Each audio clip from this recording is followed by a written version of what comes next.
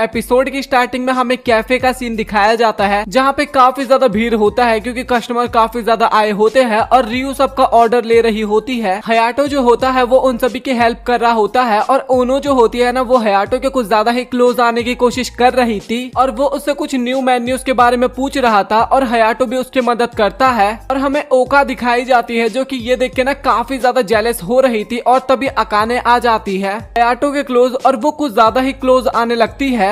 और इस बार तो ओका भी काफी ज्यादा गुस्सा हो जाती है और सोचती है कि भाई ये कैफे के अंदर चल क्या रहा है, सब लोग इतना क्लोज क्यों आए जा रहे हैं। और वो सोचती है कि अब मुझे कुछ रूल्स बनाने होंगे कैफे के अंदर। और इसके बाद सीन कट होता है और हमें मीटिंग का सीन दिखाया जाता है जो कि ओका ने ही रखा था, लेकिन हयाटो वहाँ पे नहीं होता क्योंकि वो शॉपिंग करने के लिए गया था। और ओका बताती है कि हमारे अंदर डिसिप्लिन की काफी ज्यादा कमी हो गई है और आज हम उसी पे बात करने वाले हैं। और वो ओनो और अकानो को बोलती भी है कि कहीं तुम दोनों को हयाटो पसंद तो नहीं आ गया। और वो दोनों ऐसे एक्ट करते जैसे कि उनको तो कुछ पता ही नहीं है और एकदम शॉक्ड होके बोलता है कि नहीं तुम बोलना क्या चाह रही हो, एक बार ढंग से बताओ। और वो बोलती है कि मुझे लगता है कि तुम कुछ ज्यादा ही क्लोज जा रही हो हयाटो के। और वो इसके बारे में रियो से पूछती है और रियो भी बोलती है कि अब मैं इसमें क्या ही ज्यादा बोल सकती हूँ क्योंकि मैंने तो ज्यादा कुछ नोटिस नहीं किया था। और वो बोलने लगती है कि हमें ना अपने पर्सनल मैटर को ना कैफे के अंदर नहीं ऐड करना चाहिए और चुपचाप चलते हैं, मीटिंग यहीं पे खत्म करते हैं। और ओना बोलती है कि वैसे हयाटो उतना ज्यादा अच्छा भी नहीं है, मुझे वो बिल्कुल भी पसंद नहीं है। और भाई सभी लोग ना वहाँ पे उल्टी सीधी बातें करने लगे थे, मतलब कि टॉपिक से भटक चुके थे और ओका को भी समझ में आ चुका था कि ये लोग सीधा सीधा तो नहीं बताने वाले कुछ भी। और रियू भी वहाँ पे ऐसे एक्ट करती है जैसे कि ये बड़ी छोटी सी बात है और बोलती है कि तुम इन सब चीजों में ना मुझे मत घसेटा करो। और ओका समझ जाती है कि भाई ये तो अपना मुंह आप बिल्कुल भी नहीं खोलने वाले। और वो सोचती है कि आखिरकार मैं यहाँ पे क्या बताऊं कि ये लोग भी अपनी सच्चाई बता दे। और वो फाइनली सोच के बोलती है कि देखो मैं ना हयाटो को पसंद करती हूँ। और ये सुनने के बाद ना वहाँ पे सभी लोग एकदम शांत हो जाते हैं और वो सभी लोग ओका की तरफ देखे जा रहे थे। और तभी वो बोलती है कि हमारे बीच में कुछ हो भी चुका है। और तभी अकाने पूछती है कि ऐसे कैसे हो चुका है, तुम तो हर वक्त पे लड़ते झगड़ते दिखते हो। और तभी ओका बोलती है कि हाँ हम कैफे के अंदर लड़ाई करते हैं बट बाहर हमारा रिलेशन काफी अच्छा है और वो बस लोगों को जलाने की कोशिश कर रही थी। और तभी अकाने पूछती है कि अच्छा मुझे ये बताओ कि तुमने क्या क्या चीजें अब तक कर लिया है। और वो काफी ज्यादा शर्माने लगती है और तभी बोलती है कि मैंने उसका वो देखा है और वो काफी ज्यादा बड़ा है। और ये सुनने के बाद वहाँ पे सभी लड़कियां काफी ज्यादा हैरान हो जाती है और बोलती है क्या तुमने सच में वो देखा है, झूठ मत बोलना। और आमी जो होती है ना वो बोलती है कि मुझे भी देखना है उसका बड़ा वाला, मुझे भी देखना है, मुझे भी दिखाओ ना। ओनो होती है ना वो बोलती है कि यहाँ पे तो तुम ये सब चीजें बोल रही हो बट बाहर जाके मत बोलना, काफी ज्यादा वियर्ड लगेगा। और वहाँ पे ओका काफी ज्यादा शर्मा रही होती है और अकाने बोलती है कि अच्छा तो तुमने वो चीज देखा है तो तुमने उसके साथ काफी सारी चीजें भी की होगी। और जो अकाने होती है ना भाई वो बहुत ही गंदी गंदी बातें वहाँ पे बोलने लगी थी, इस कारण सभी लोग वहाँ पे अपना कान बंद कर लेते हैं, इतनी गंदी बातें होती है कि। और ओका जो होती है ना भाई वो फील भी करने लगती है, मतलब कि वो सोचने लगती है उन सभी चीजों के बारे में। और तभी रियू काफी गुस्से में बोलते हैं कि चलो चलो अब इस टॉपिक पे बात बंद करो, बहुत ज्यादा हो गया। और तभी वो हैरान होते वो बोलती है कि अरे तुमने उसका वो देख लिया और तुमने हमें बताया भी नहीं, तुम कैसी लड़की हो भाई। और रियू भी वहाँ पे कन्फेस कर देती है कि हाँ मैं भी हयाटो को पसंद करती हूँ। और ये सुनने के बाद वहाँ पे सभी लोग काफी हैरान होते हैं।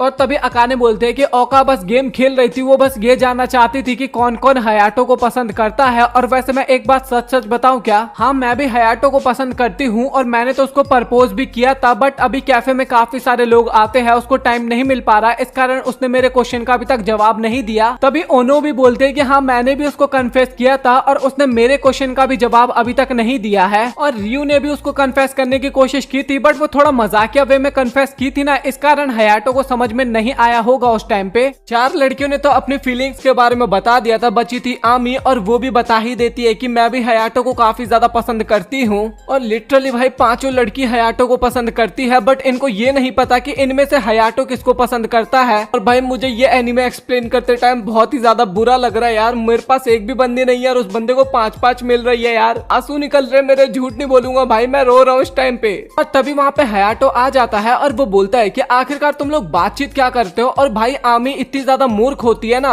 वो सीधा बोल देते है कि मुझे तुम्हारा वो देखना है और मुझे वो दिखाओ कि तुम्हारा है कितना बड़ा। और तभी हयाटो बोलता है कि तुम मुझे ये बताओ कि तुम्हें ये सब चीजें सिखा कौन रहा है। और वो ओका का नाम ले लेती है वहाँ पे हयाटो जो होता है ना वो ओका के ऊपर काफी ज्यादा गुस्सा होने लगता है और बोलता है कि वो काफी ज्यादा छोटी है और तुम उसे ये फालतू की चीजें सिखा रही हो। बारी आती है हयाटो को आमी के साथ गेम खेलने की, और हयाटो को गेम खेलना उतने अच्छे से नहीं आता और वो चूज करता है कि उसे कौन सा गेम खेलना चाहिए। आमी काफी अच्छा गेम खेलती है और भाई वो लिटरली उसको बार बार हरा देती है। इस कारण हयाटो काफी ज्यादा गुस्सा हो जाता है और आमी उसको बार बार पोक भी करती है और आमी बोलती है कि जो हारता है ना हमेशा वही चिल्लाने की कोशिश करता है। और इसके बाद हमें ओका दिखाई जाती है जो कि अपनी बहन के पास आई होती है और ओका सारी बातें ना अपनी बहन को बताती है और उसकी बहन बोलती भी है कि तुम लगता है कि उन सभी लड़कियों से कम्पीट करना चाहती हो और क्या तुम्हें इस बात का डर लग रहा है कि वो हयाटो को तुमसे छीन ना ले। और हयाटो काफी गुस्से से उस कमरे से जा रहा था और आमी अभी तक उसकी बेइज्जती कर रही थी कि तुम्हें गेम खेलना बिल्कुल भी नहीं आता और डरपोक ही भागते हैं। और हयाटो बोलता है कि बस तुम मेरा कुछ टाइम वेट करो, मैं तुम्हें जरूर हराऊंगा इस गेम में। और इसके बाद हमें ओका का सीन दिखाया जाता है जहाँ पे वो सोच रहे थे कि उसकी बहन ने बोला था कि तुम भी हयाटो को पसंद करती हो, और ओका भी सोच रही थी कि क्या मैं हयाटो को पसंद करती भी हूँ या फिर नहीं, क्योंकि वो काफी ज्यादा बदतमीज है। और वो ये भी सोच रही थी कि उसकी बहन ने बोला था कि तुम्हें इस बात का डर है कि बाकी लड़कियां हयाटो को तुमसे छीन ना ले। और इसके बाद वो कैफे में पहुंचती है और आमी बताती है कि अभी घर पे कोई भी नहीं है, सभी लोग बाहर गए हैं। और वहाँ पे ओका को भाई मौका अच्छा मिलता है नहाने का और वो अपने कपड़े उतार के ना नहाने के लिए जाती है। और जैसे अंदर देखते हैं ना भाई वहाँ पे हयाटो नहा रहा था और दोनों एक दूसरे की तरफ देखते हैं, जहाँ पे हयाटो तो पूरा ओका को ऊपर से नीचे देखता है लेकिन ओका की नजर तो नीचे ही रहती है। अब भाई मैं क्या बोलूं, यहाँ पे फर्स्ट एपिसोड ही ऐसा निकल गया यार, मुझे लगा नहीं था भाई, मैंने इसका पहला सीजन देखा नहीं था, सच बता रहा हूँ भाई।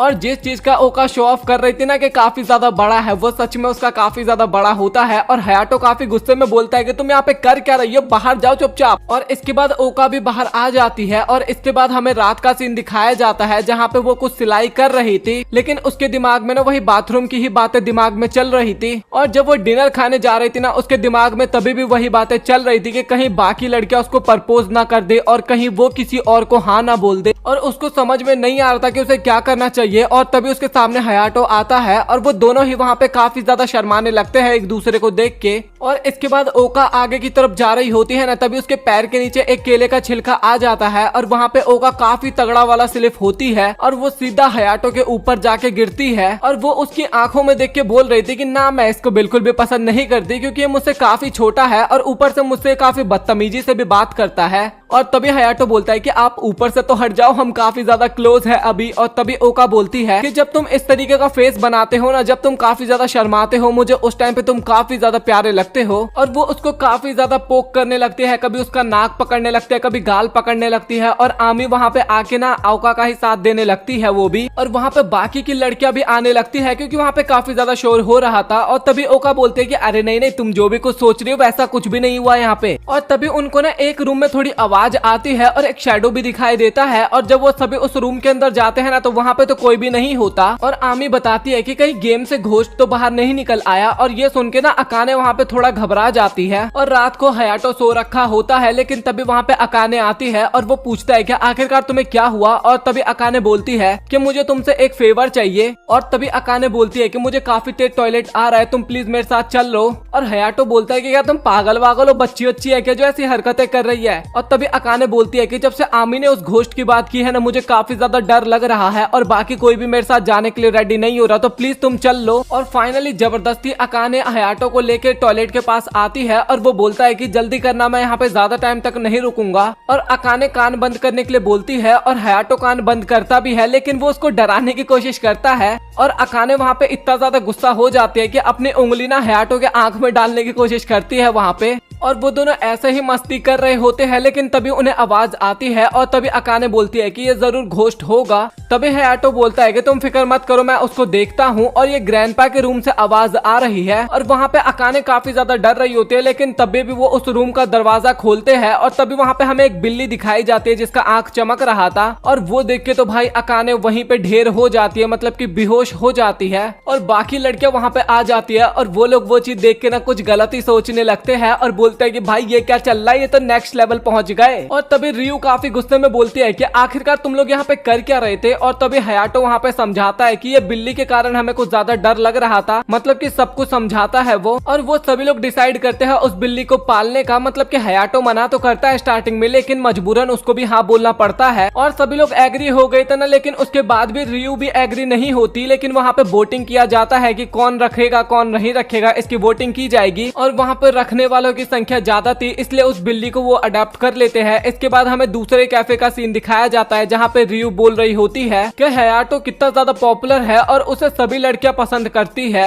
और अगर ग्रैंडमा जिंदा होती तो उनको पता होता कि उनका पोता कितना ज्यादा पॉपुलर है। और तभी उन्हों को याद आता है कि ग्रैंडमा ने एक बार बताया था उन्हें। और इसके बाद हमें पास्ट का सीन दिखाया जाता है। ग्रैंडमा ने उनसे ना एक क्वेश्चन पूछा था और उन लोगों को समझ में नहीं आता कि ग्रैंडमा ने उस टाइम पे क्वेश्चन क्यों पूछा था, और उस क्वेश्चन का आंसर ना अभी भी उन लोगों को नहीं समझ में आ रहा था। और इसके बाद हयाटो जो होता है ना वो उस बिल्ली को खाना देने के लिए आता है, लेकिन बिल्ली तो अपनी अलग ही मस्ती में होती है। और तभी वहाँ पे एक फोटो गिरता है और हयाटो उस फोटो को चेक करता है ना, तो वो फोटो काफी ज्यादा सिमिलर होता है अभी के गर्ल्स के मुकाबले, बट वो नहीं होते। और हयाटो भी सोचता है कि मैं इस चीज को भूल क्यों नहीं पा रहा, और उसके पीछे ना नाम भी लिखा होता है और वो बस सोचता ही रह जाता है। एक आदमी दिखाया जाता है जो कि अपनी मेट्स को बोल रहा था कि क्या सभी काम कंप्लीट हो गया है, और उसकी मेट्स भी वहाँ पे हाँ बोलती है। और इसके बाद हमें हयाटो दिखाया जाता है जो कि ओका को बोल रहा था कि तुम मुझे ये बताओ कि मुझे तुम्हारी फैमिली से मिलना ही क्यों है। और फिर हमें ओका के पास्ट का सीन दिखाया जाता है जहाँ पे ओका अपनी बहन के साथ हयाटो के बारे में बात कर रही थी ना, तभी वहाँ पे उसके डैड भी आ जाते हैं और वो पूछते हैं कि आखिरकार ये हयाटो है कौन। और वो उसके बारे में काफी ज्यादा जिद करता है कि मुझे बताओ, और उसकी बहन उसके बारे में बता देती है कि हयाटो जो है वो इसके कैफे का मालिक है,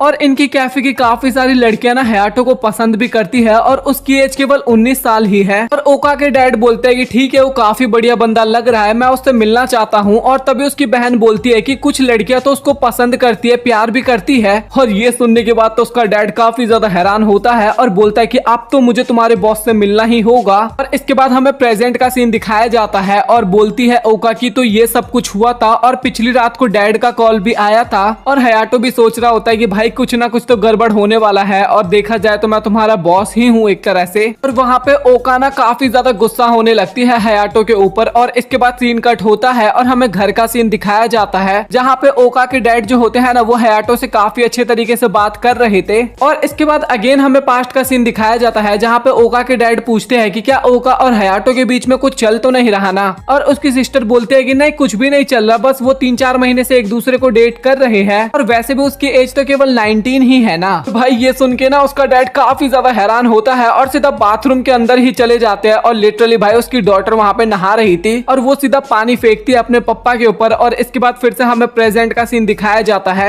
ओका के डैड पूछते हैं कि आखिरकार तुम्हें कितने महीने हो गए काम करते हुए, और हयाटो भी बताता है कि 7 महीने हो चुके हैं। और उसके डैड पूछते हैं तो तुमने फ्यूचर के बारे में क्या सोचा अपने, और हयाटो का काफी कैजुअल सा रिप्लाई होता है कि 1 साल के अंदर देखा जाएगा जो कुछ होता है, और मैंने ज्यादा फ्यूचर के बारे में कुछ सोचा नहीं है। और वो बोलता है कि बाकी सब कुछ तो एकदम बढ़िया चल रहा है। और हयाटो ना काफी अच्छे तरीके से अपनी सारी बातों को एक्सप्लेन करता है उसके डैड को, मतलब कि ओका के डैड को। और इसके बाद उसके डैड बोलते हैं कि मैं तुमसे ओका के बारे में ना कुछ पर्सनल ओपिनियन जानना चाहता हूँ। और तभी हयाटो बताता है कि वो बस मेरी एक फैमिली का मेंबर है, मेरे कैफे में जितने भी स्टाफ या फिर जितने भी मेंबर्स है ना उन सभी को मैं एक फैमिली मानता हूँ। और 1 साल बाद देखा जाएगा कि मेरा डिसीजन क्या होने वाला है, बट आप बिल्कुल भी फिक्र मत करिए अपनी डॉटर को लेके, और आप बिल्कुल भी मत डरिए क्योंकि मैं काफी बढ़िया इंसान हूँ, उतना बुरा इंसान भी नहीं हूँ। और हयाटो की बातों को सुन के ना ओका के डैड के दिमाग में ना अलग ही विचार बन रहे थे कि इन दोनों ने ना पहले ही डिसाइड कर लिया है मैरिज करने का। भाई वो काफी ज्यादा पैनिक करते हुए बोलते हैं कि नहीं नहीं नहीं मैं ऐसे बिल्कुल भी नहीं होने दूंगा। और इसके बाद वो ओका से पूछते हैं कि तुम्हारा क्या ख्याल है इसको लेके।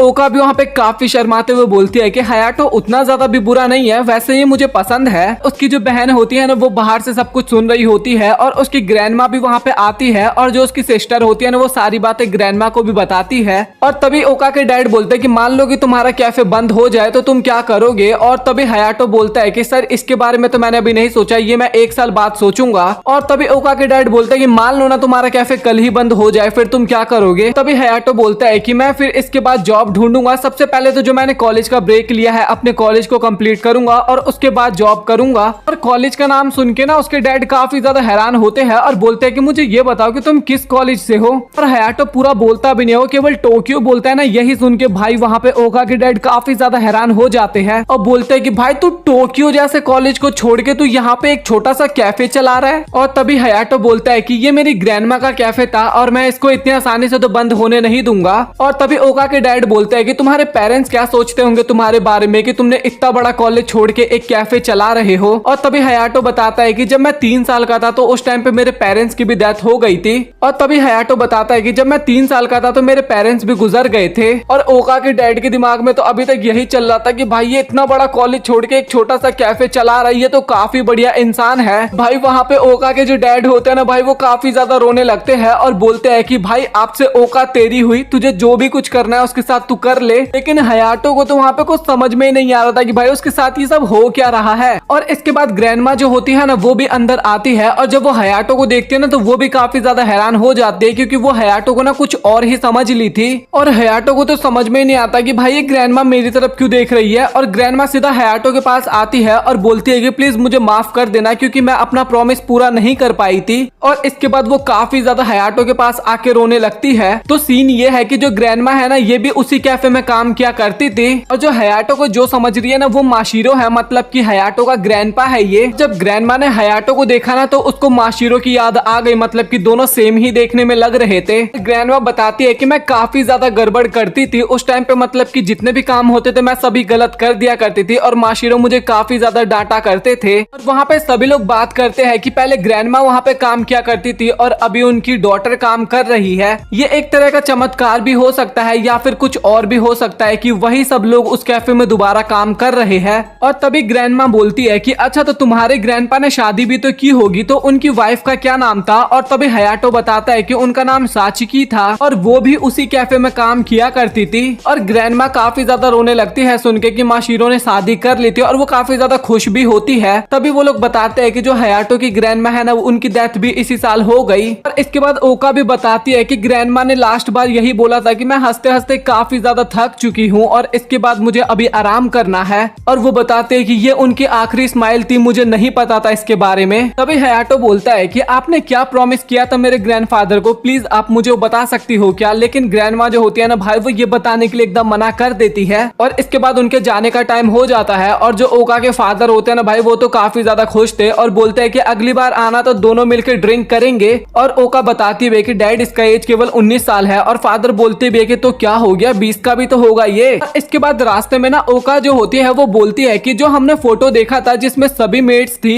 वो सभी हमारी ग्रैंड मदर ही होंगी जो कि तुम्हारे ग्रैंडफादर के लिए काम करती होंगी। और क्या ये कोइंसिडेंस है या ये सब कुछ जानबूझ के किया गया है, मुझे इसके बारे में नहीं पता। लेकिन हयाटो जो होता है ना वो इन सब चीजों पे ध्यान नहीं देता और बोलता है कि नहीं ये सब चीजें नहीं होगा और ऐसा कोइंसिडेंस होना भाई इतना भी ज्यादा आसान नहीं है, क्योंकि जो पहले स्टाफ काम किया करते थे केवल उन्हीं की ग्रैंड डॉटर आके अब इस कैफे में दोबारा काम कर रही है, ये होना तो इम्पॉसिबल है, ऐसा नहीं हो सकता। और इसके बाद ना वो दोनों वहीं पे रुक के ना थोड़ा बहुत नजारा देखने लगते हैं, आपस में फनी बातें करने लगते हैं। लेकिन तभी उनके बगल से एक कार गुजरती है और वो कार वाला जो बंदा होता है ना वो भी हयाटो को ना उसके ग्रैंडफादर के नाम से ही बुलाता है। और हयाटो बोलता भी है कि आखिरकार तुम मेरे ग्रैंडफादर को कैसे जानते हो। तभी वो बुढ़ा बोलता है कि भाई मुझे तेरी शकल और तेरे ग्रैंडफादर की शकल दोनों काफी ज्यादा बेकार लगता है और मैं तेरे से केवल बिजनेस की बात करने के लिए यहाँ पे आया हूँ। हयाटो तो पीछे पड़ चुका था कि भाई तू मेरे ग्रैंडफादर के बारे में जो कुछ भी जानता है चुपचाप मुझे बता दे। मतलब कि वो जो बुढ़ा होता है ना वो उसको कुछ भी बताना नहीं चाहता था उसके ग्रैंडफादर के बारे में।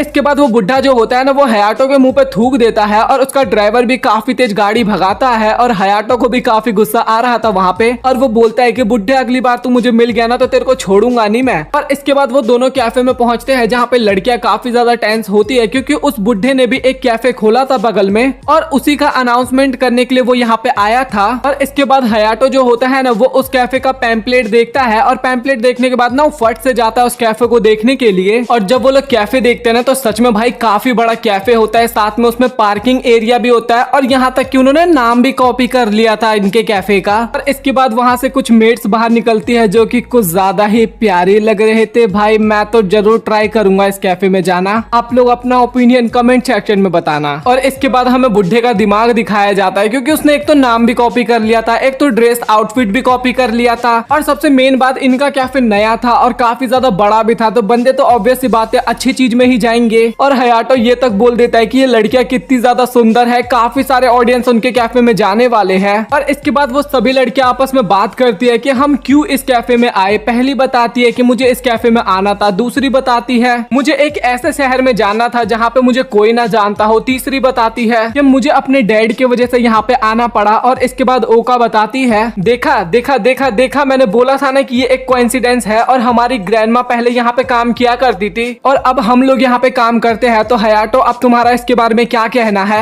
और हमारी जो ग्रैंडमा के ओनर थे उनका जो नालायक नालायक पोता है, हम उनकी लेगेसी को आगे बढ़ा रहे हैं। यहाँ पे सीधी भाषा में बोला जाए तो हयाटो की बेइज्जती हुई है और हयाटो भी सोचता है कि अच्छा ठीक है, इन्होंने ग्रैंडमा ग्रैंडपा कर लिया, बट नालायक किसको बोल रही है, मैं थोड़ी ना नालायक हूँ। और इसके बाद सोचते हैं ये लोग कि आखिरकार इन्हें करना क्या है, क्योंकि सब कुछ तो कॉपी कर लिया गया था। और तभी ये लोग बात भी करते हैं कि एक बंदा हमारे कैफे का फोटो भी खींच रहा था, तो वो लोग इस कैफे के ऊपर नजर भी रखे हुए थे और साथ ही उनके वो भी काफी ज्यादा बड़े बड़े हैं, तो उससे भी ऑडियंस काफी ज्यादा अट्रैक्ट होंगे। तभी हयाटो बोलता है कि तो मैंने डिसीजन ले लिया है, हम लोग भी उनके कैफे जाएंगे और चेक करेंगे कि आखिरकार उनके मेन्यू में क्या क्या चीजें हैं। भाई हमें ओपनिंग डे का सीन दिखाया जाता है जहाँ पे भाई कैफे में काफी ज्यादा भीड़ होता है और इनको लगा नहीं था कि इतना ज्यादा भीड़ होगा और ये लोग वहाँ पे बैठे होते हैं। तभी वहाँ पे एक लड़की आती है जो कि एकदम ओका की तरह एक्ट करने की कोशिश कर रही थी और वो ऑर्डर पूछती है और ये लोग बोलते हैं कि अभी तक हमने डिसाइड नहीं किया। और अचानक से वो लड़की काफी ज्यादा गुस्सा करने लगती है और बोलती है कि तुम लोग पागल वागल हो गया, तुम्हें जल्दी से ऑर्डर नहीं किया जा रहा है क्या। और इसके बाद वो नॉर्मल होके वहाँ से जाने लगती है और ओका रोते हुए बोलती है कि मैं तो ऐसे बिल्कुल भी एक्ट नहीं करती हूँ। ये वाली जो लड़की होती है ना, ये तो एकदम आमी की कॉपी कर रही थी और ये लोगों को हंसाने का काम कर रही थी वहाँ पे। और वहाँ पे वो ऐसी हरकतें कर रही थी ना कि आमी को काफी ज्यादा गुस्सा आने लगता है और वो तो उसको मारने के लिए जा रही थी कि मैं तो ऐसे बिल्कुल भी एक्ट नहीं करती हूँ, कुछ ज्यादा ही ओवर कर रही है ये। लेकिन अकाने जो होती है ना, वो उसको पकड़ती है और उसको शांत करवाती है। और इसके बाद हमें अकाने की कॉपी दिखाई जाती है और भाई लिटरली मेरा दिल इसके ऊपर आ गया। भाई ये कुछ ज्यादा ही बढ़िया लग रही थी और ये बोल भी रही थी कि क्या तुम्हें खुश होना है, मैं तुम्हें सेटिस्फाई कर दूं। और वो वहाँ पे ना थोड़ा अजीब सा डांस करने लगती है और ये सब देख के ना अकाने वहाँ पे काफी ज्यादा गुस्सा करने लगती है।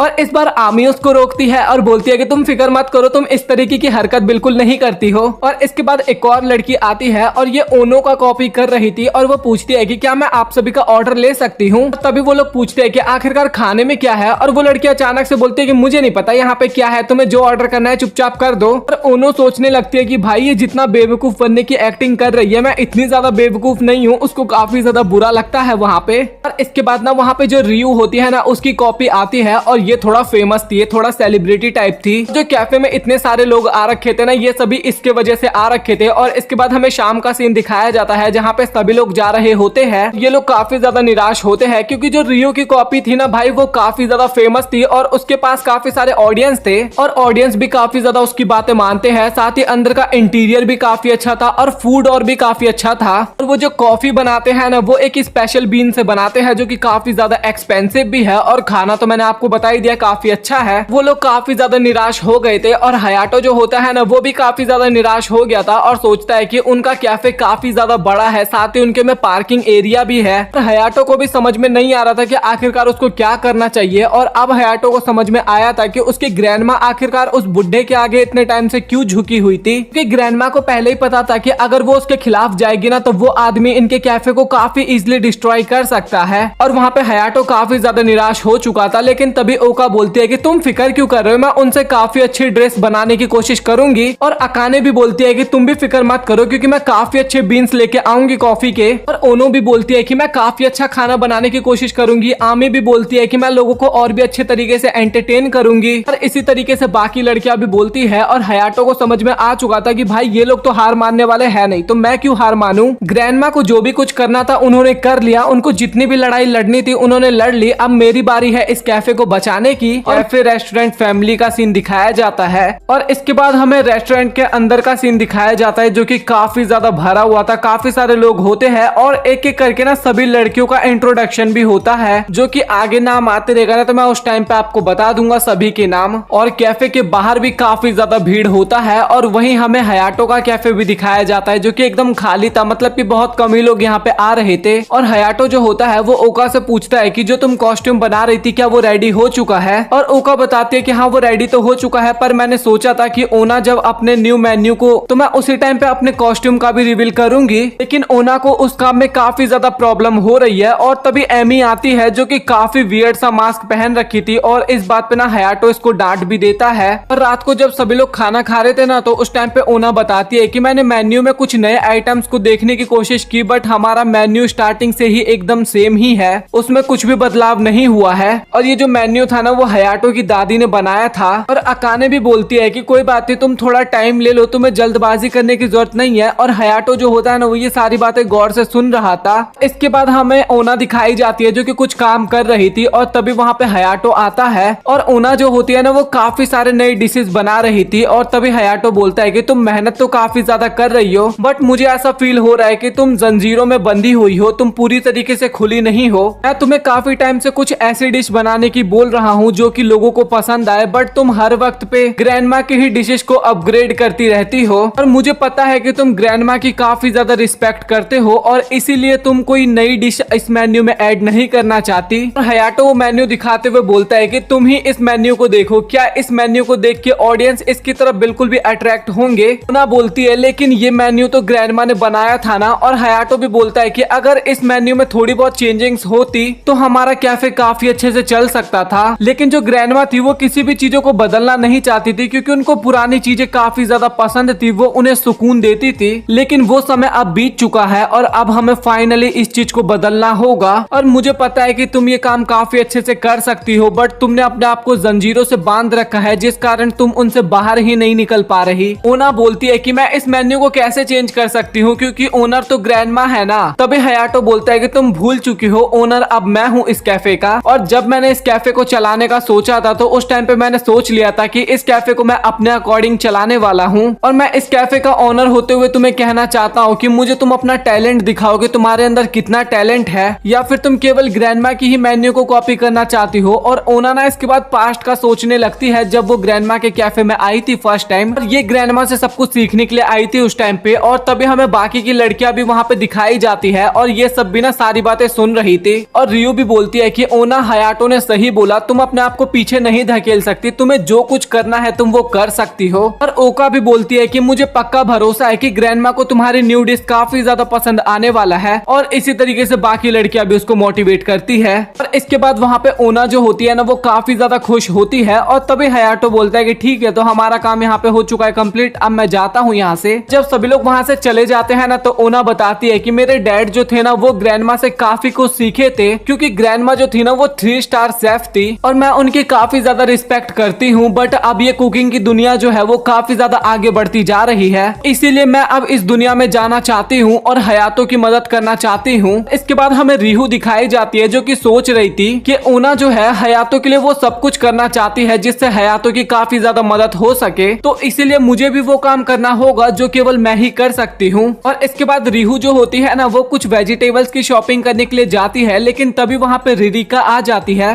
और ये जो कॉपी वाली लड़की थी ना इसका नाम रिरिका था और ये पूछती भी है कि आप यहाँ पे किस लिए आई हो और रिहू बोलती है कि मैं यहाँ पे थोड़ा शॉपिंग करने के लिए आई हूँ। और रिरिका जो होती है ना वो मजाक उड़ाते हुए बोलती है कि आपके पास तो पैसे भी नहीं होंगे जो आप शॉपिंग कर सको क्योंकि आपका कैफे तो चल ही नहीं रहा। और रिहू भी बोलती है कि तुम्हें जितना बोलना है बोल लो बट तुम देखना तुम्हारे साथ क्या होने वाला है। और रिरिका बोलती है कि आप बचपन में भी मेरा कुछ नहीं कर पाई और ना ही अभी आप कुछ कर पाओगी। और इसके बाद रिहू जो होती है ना भाई काफी गंदी नजरों से उसको देखती है और वो वहाँ पे शर्माते हुए बोलती है कि मैं इतनी भी प्यारी नहीं हूँ, आप मुझे ऐसे मत घूरिए। और ओना जो होती है ना उसने काफी सारी नई डिशेस बना ली थी और हयाटो ये देख के काफी खुश होता है और बोलता है कि तुमने काफी अच्छा काम किया है। और ओना बोलती है कि मैंने इसको अकेले नहीं किया, इसमें अकाने ने भी मेरी काफी ज्यादा मदद की है। और ओना पूछती है कि क्या हम इसको कैफे में बेच सकते हैं ना, और हयातो बोलता है कि क्यों नहीं, हम इसको जरूर बेचेंगे। और ये सुन के ओना काफी ज्यादा खुश हो जाती है। अब इसके बाद वो लोग सोचते हैं कि आखिरकार हम इस चीज का प्राइस क्या रखें। और इसके बाद तभी अचानक से हयातो पूछता है कि आखिरकार रिहू कहाँ गई। तभी ओना बोलती है कि वो शॉपिंग करके आई थी और उसके बाद वो दोबारा वहाँ से चली गई। और तभी वहाँ पे रिहू आती है और वो काफी अजीबोगरीब हरकतें करती है और बोलती है कि अब मैं तुम्हें दिखाती हूँ एक चाइल्ड स्टार की पावर क्या होती है। और इसके बाद हमें कैफे रेस्टोरेंट फैमिली दिखाया जाता है जहाँ पे रिरिका जो होती है ना वो अपने चैनल पे ना लाइव स्ट्रीम कर रही थी और वो अपने कैफे का यहाँ पे प्रमोशन भी कर रही थी। और लाइव स्ट्रीम खत्म होने के बाद उसके दोस्त ना उसकी काफी तारीफ करते हैं और बोलते हैं कि एक आइडल की लाइफ काफी ज्यादा हार्ड होती है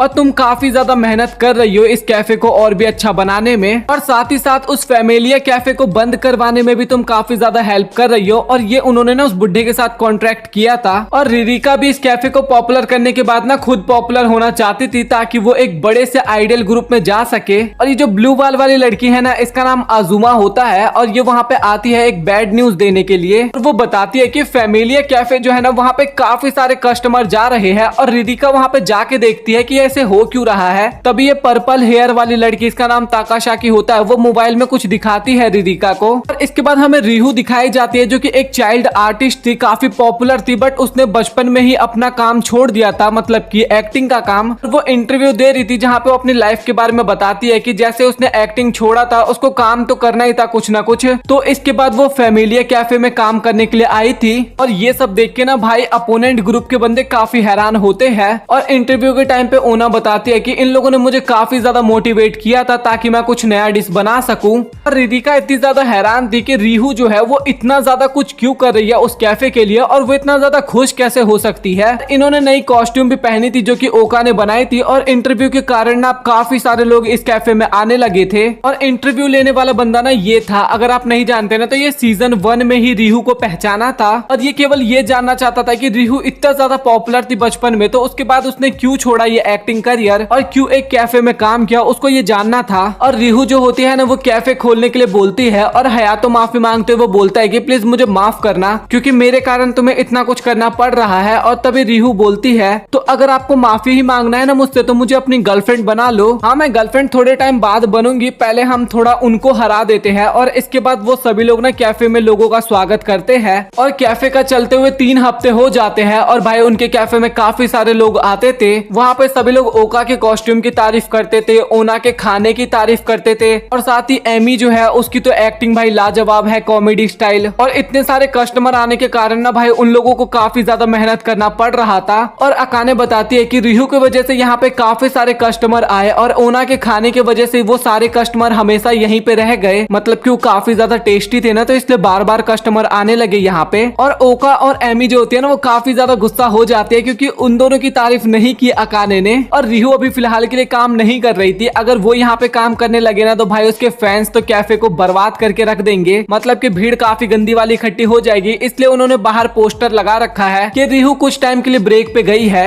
और रिहू जो होती है ना, वो रिदिका की ही लाइव स्ट्रीम देख रही थी जहाँ पे रिदिका काफी ज्यादा रिक्वेस्ट करती है अपने ऑडियंस से, आप प्लीज हमारे कैफे में आइए। और जैसे उसका लाइव स्ट्रीम खत्म होता है ना, तो उसके फ्रेंड जो होते हैं ना, वो फैमिलिया कैफे से ही कुछ खाने के लिए लेके आते हैं, मतलब कि देख रहे हो भाई। रिदिका वहाँ पे बोलती है कि तुम लोग पागल हो क्या भाई, वो हमारे अपोनेंट है और तुम उन्हीं का डिश खा रही हो। और साथ ही अभी फिलहाल इनके कैफे में ना बहुत ना के बराबर ही लोग आते हैं। इनका कैफे बहुत जल्दी बंद भी होने वाला है और साथ ही इनके फूड की भी काफी ज्यादा बुराई होने लगी थी। और ये लोग सोचते हैं कि आखिरकार हम किस तरीके से अपने कैफे को और भी अच्छा चला सकते हैं। और उसके बाकी के साथ ही बोलते हैं कि तुम्हारी काफी अच्छी खासी फॉलोवर्स हो चुके हैं, तुम इस कैफे को छोड़ के कोई एजेंसी में ज्वाइन हो सकती हो। लेकिन रिदिका बोलती है कि मैं ऐसे क्विट नहीं कर सकती, अगर मैं क्विट कर दूंगी ना तो मुझे लगेगा कि मैं ये बैटल हार गई। मैं रियू से तो बिल्कुल भी नहीं हार सकती क्योंकि बचपन में भी वो मुझे हरा दी थी और मैं अभी दोबारा उससे नहीं हारना चाहती। और तभी रिदिका ना एक चीज देख के काफी ज्यादा हैरान हो जाती है और वो देखती है रिहू को जो कि उनके कैफे में आई होती है। और रिदिका काफी ज्यादा गुस्सा होने लगती है और बोलती है कि तुम यहाँ से चले जाओ, हम काफी ज्यादा बिजी है। और रिहू भी बोलती है कि मुझे देख के तो नहीं लग रहा कि तुम बिजी हो।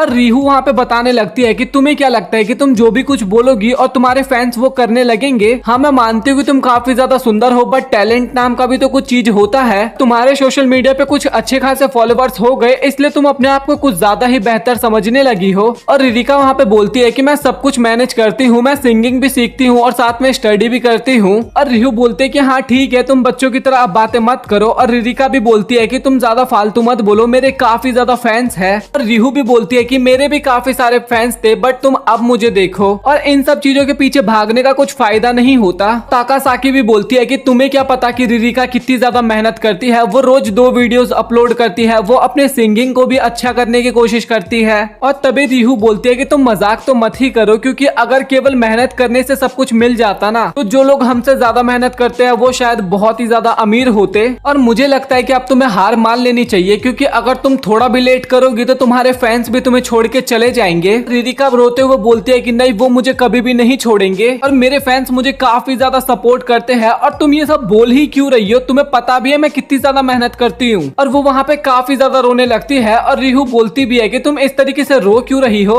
और तभी रिहू ध्यान देती है कि रिदिका की जो लाइव स्ट्रीम थी ना वो अभी तक चल ही रही थी। तभी रिहू बोलती है कि तुम मूर्ख हो क्या, अभी तुम्हारे कारण मेरे साथ क्या हो सकता था तुम्हें पता भी है। और इसके बाद वो वहाँ से चली जाती है। और रिदिका जो थी ना वो सोचती है कि अब मेरा करियर तो एकदम खत्म हो चुका है। लेकिन जैसे वो कमेंट पढ़ती है ना तो वो देखती है कि कमेंट में लिखा हुआ था कि रिहू काफी ज्यादा बेकार लड़की है और वो केवल अच्छा बनने की एक्टिंग कर रही थी। और चलो फाइनली हमें उसकी असलियत के बारे में पता चल गया। रिदिका वहाँ पे बोलती भी है कि कमेंट में सब लोग रिहू की बुराई कर रही है। और तभी वो लड़की आपस में बात करती है कि कहीं ऐसा तो नहीं कि रिहू को सब कुछ इसके बारे में पता था, क्या पता रिहू तुम्हारी मदद करने के लिए यहाँ पे आई हो। और ये सब सुन के ना वहाँ पे रिदिका काफी ज्यादा हैरान होती है। इसके बाद हमें हयातो का कमरा दिखाया जाता है जहाँ पे वो रिहू को बुलाता है और वो बोलता है कि मुझे पता है कि मैंने सब कुछ देखा। और वहाँ पे रिदिका अपनी लाइव स्ट्रीम को बंद करना भूल गई थी। अब तो उसके फैंस भी उसकी काफी ज्यादा सपोर्ट कर रहे हैं और तुम्हें ये सब हरकतें करने की क्या जरूरत थी, इससे तुम्हारे ऊपर काफी गंदा इफेक्ट होने वाला है। और रिहू भी बोलती है कि मुझे पता नहीं था कि वो लाइव स्ट्रीम उस टाइम पे ऑन था और मेरे कारण अब फिर से कैफे में कस्टमर कम आने लगेंगे। और हयातो बोलता है कि हाँ मुझे इसके बारे में पता है, बट कोई बात नहीं, क्योंकि मुझे तुम्हारा ये वाला साइड जो है वो काफी ज्यादा पसंद है। इसके बाद वो उसके सर पे हाथ रखते हुए बोलता है कि तुम काफी अच्छी हो और मैं तुमसे इतना उम्मीद तो कर ही सकता हूँ। जैसे ही वो उसके सर पे हाथ रखता है ना तो उसी से रिहू समझ जाती है कि हयातो को ना सब कुछ पता था उसके बारे में, मतलब कि बचपन से लेके अब तक के बारे में सब कुछ पता था। और इसी तरीके से जब रिहू का बर्थडे था तो उस टाइम पे भी सभी लोगों ने काफी अच्छे से उसे सेलिब्रेट किया था। रिहू वहाँ पे पूछती भी है कि तुम लोगों को मेरे बर्थडे के बारे में कैसे पता चला। और तभी बाकी लड़कियां बोलती है कि इसके बारे में हमें हयातो ने बताया था और हयातो को रिहू के रिज्यूमे से पता लगा था उसके बर्थडे के बारे में। रिहू अपने मन में सोचती है कि सच में ये मेरी कितनी ज्यादा केयर करता है। ज्यादा कस्टमर आए हुए थे और ओका और उसके दोस्त मिलके उन्हें ऑर्डर दे रहे थे। और उसी के साथ हमें न्यू फैमिलियर कैफे को भी दिखाया जाता है जहाँ पे कोई भी कस्टमर नहीं था और वो सभी वहाँ पे बैठे होते हैं और वो लोग काफी ज्यादा उदास भी होते हैं। और इसके बाद हमें रिदिका दिखाई जाती है क्योंकि उसको जो काम मिला था उसने वो काम को कंप्लीट नहीं कर पाया था, क्योंकि उनका जो मिशन था ना भाई वो काफी गंदी तरीके से उस मिशन में फेल हो गए। और वो जो बुढ़ा था ना भाई वो उन सभी को निकाल देता है। और रिदिका बताती है कि अब हमारे पास 3 दिन है और 3 दिन बाद हम यहाँ से वापस चले जाएंगे। और तभी रियू जो होती है ना वो वहाँ से जा रही थी, लेकिन तभी वहाँ पे रिदिका को देखती है और उससे पूछती है कि आखिरकार तुम यहाँ पे क्या कर रही हो। और आजुया जो होती है वो फैमिलियर कैफे में आती है और वो बोलती है कि क्या हम कुछ टाइम के लिए यहाँ पे रुक सकते हैं, क्योंकि हम कुछ टाइम बाद यहाँ से जाने वाले हैं। और तभी अकाने बोलती है कि क्या इसका मतलब तुम लोग अपनी जॉब को कंटिन्यू नहीं करने वाले क्या। और तभी वो बताते हैं कि नहीं, हम कंटिन्यू नहीं करने वाले क्योंकि हमें अपनी जॉब से निकाल दिया गया है। और फैमिलियर कैफे के जितने भी लोग थे ना वो उनको रुकने की परमिशन दे देते हैं, मतलब कि 3 दिन ये लोग यहाँ पे रुकने वाले थे इसके बाद।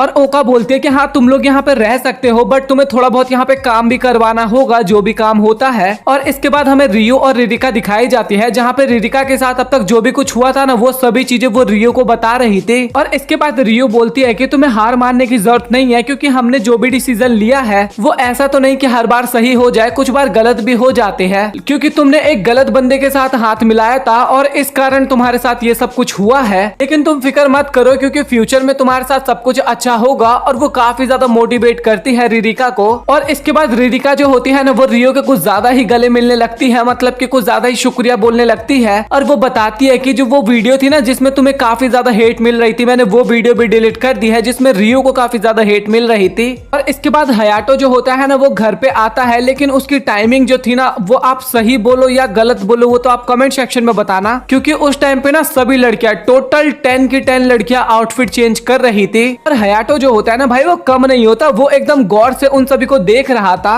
और ओका जो होती है ना वो इतना गुस्सा हो जाती है कि वो एक चप्पल जोरदार फेंक के मारती है हयातो को। इसके बाद हमें पास्ट का सीन दिखाया जाता है जहाँ पे रियो बताती है कि सबसे पहले हमें हयातो से परमिशन लेना होगा, अगर वो चाहेंगे तभी ये लड़कियां यहाँ पे रह सकती है, नहीं तो इनको यहाँ पे रहने की जगह नहीं मिलेगी। और एमी जो होती है ना वो अपने हाथ में काफी सारे कप्स लेके आ रही थी और वो वहाँ पे गिरने वाली होती है, लेकिन आजुमा जो होती है ना वो उसको गिरने से बचा लेती है सही टाइम पे। वो जो चाय होती है ना वो सभी के ऊपर गिरने लगता है और उनके बीच में काफी ज्यादा लड़ाइयाँ भी होती है। और इसके बाद हमें प्रेजेंट का सीन दिखाया जाता है जहाँ पे सभी लोग कपड़े बदल रहे थे और ये बताते हैं कि ऐसा कुछ हुआ और इसी टाइम पे तुम एंट्री कर गए रूम के अंदर। और एमी और अजुमा बताते हैं कि हम दोनों बिल्कुल एक जैसे हैं। और ये सुन के ना हयातो काफी निराश होता है और बोलता है कि एक कम थी क्या जो दूसरी भी यहाँ पे आ गई। रुको जरा, मुझे कोई शक हो रहा है, क्या ये लोग यहीं पे तो नहीं रहने वाले ना। और इसके बाद सभी लोग वहाँ पे बैठ के बातचीत करते हैं और इसके बाद हयातो को वहाँ पे पता लगता है कि ये लोग ना 3 दिन के लिए यहाँ पे रहने के लिए आए हैं। तो वो लोग परमिशन मांगते हैं कि क्या हम यहाँ पे रह सकते हैं या फिर हमें यहाँ से जाना होगा। और हयातो भी बोलता है कि तुम लोगों को कहीं जाने की जरूरत नहीं है, तुम यहाँ पे रह सकते हो।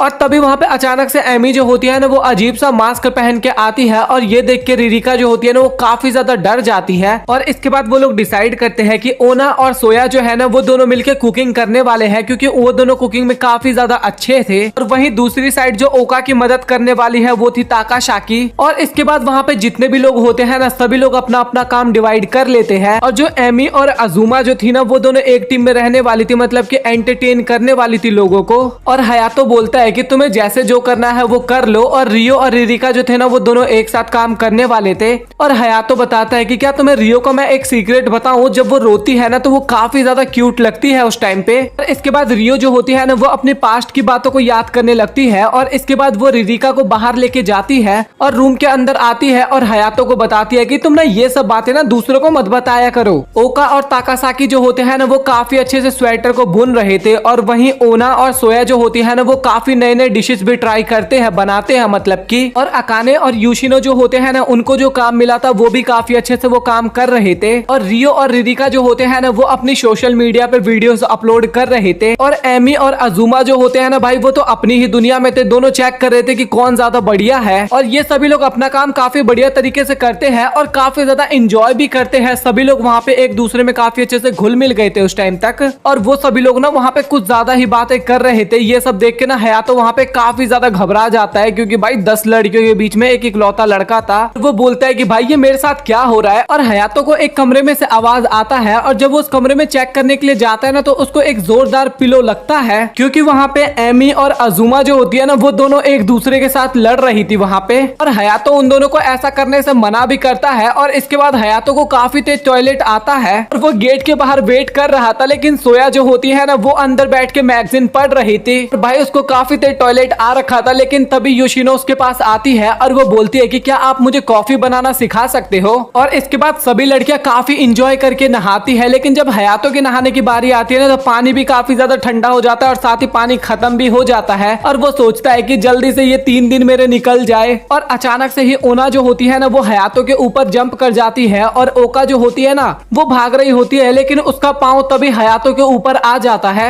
और ये चीज देख के रिरिका और रियो जो होते हैं ना काफी ज्यादा हैरान होते हैं। और हयातो इतना ज्यादा परेशान हो गया था कि पूरी रात नहीं सो पाया था वो। और रिरिका पूछती भी है हयातो से कि आखिरकार मुझे अब क्या करना चाहिए। और हयातो भी बोलता है कि तुम्हें जो करना है वो कर लो। और अकाने जो होती है ना वो ये देख के काफी ज्यादा जेलस फील कर रही थी कि रिरिका हयातो के पास जा रही है। और रियो और अकाने जो होती है ना वो काफी ज्यादा गुस्सा होती है, क्योंकि उनको पता लगता है कि उनका जो फिगर है ना वो उनके कॉपी लड़कियां जो है ना उनके फिगर से थोड़ा कम है। भाई काफी ज्यादा वो लोग जेलस फील करते हैं वहाँ पे। और एनी और आजुया जो थी ना वो दोनों आपस में लड़ रही थी और ओका जो होती है ना वो वहाँ पे बैठ के उन दोनों की लड़ाई को देख रही थी और काफी ज्यादा बोर भी हो रही थी। और तभी वहाँ पे एमी जो होती है ना वो काफी तेज नीचे गिरती है और उसके नाक से ब्लड भी बहने लगता है। और ये देख के ओका काफी ज्यादा परेशान हो जाती है और उसके पास जाने लगती है, लेकिन तभी उसे पता लगता है कि एमी जो है ना उसने एक फल खाया है जिस कारण उसका मुंह लाल लाल हो गया था, कोई भी ब्लड नहीं निकला था वो।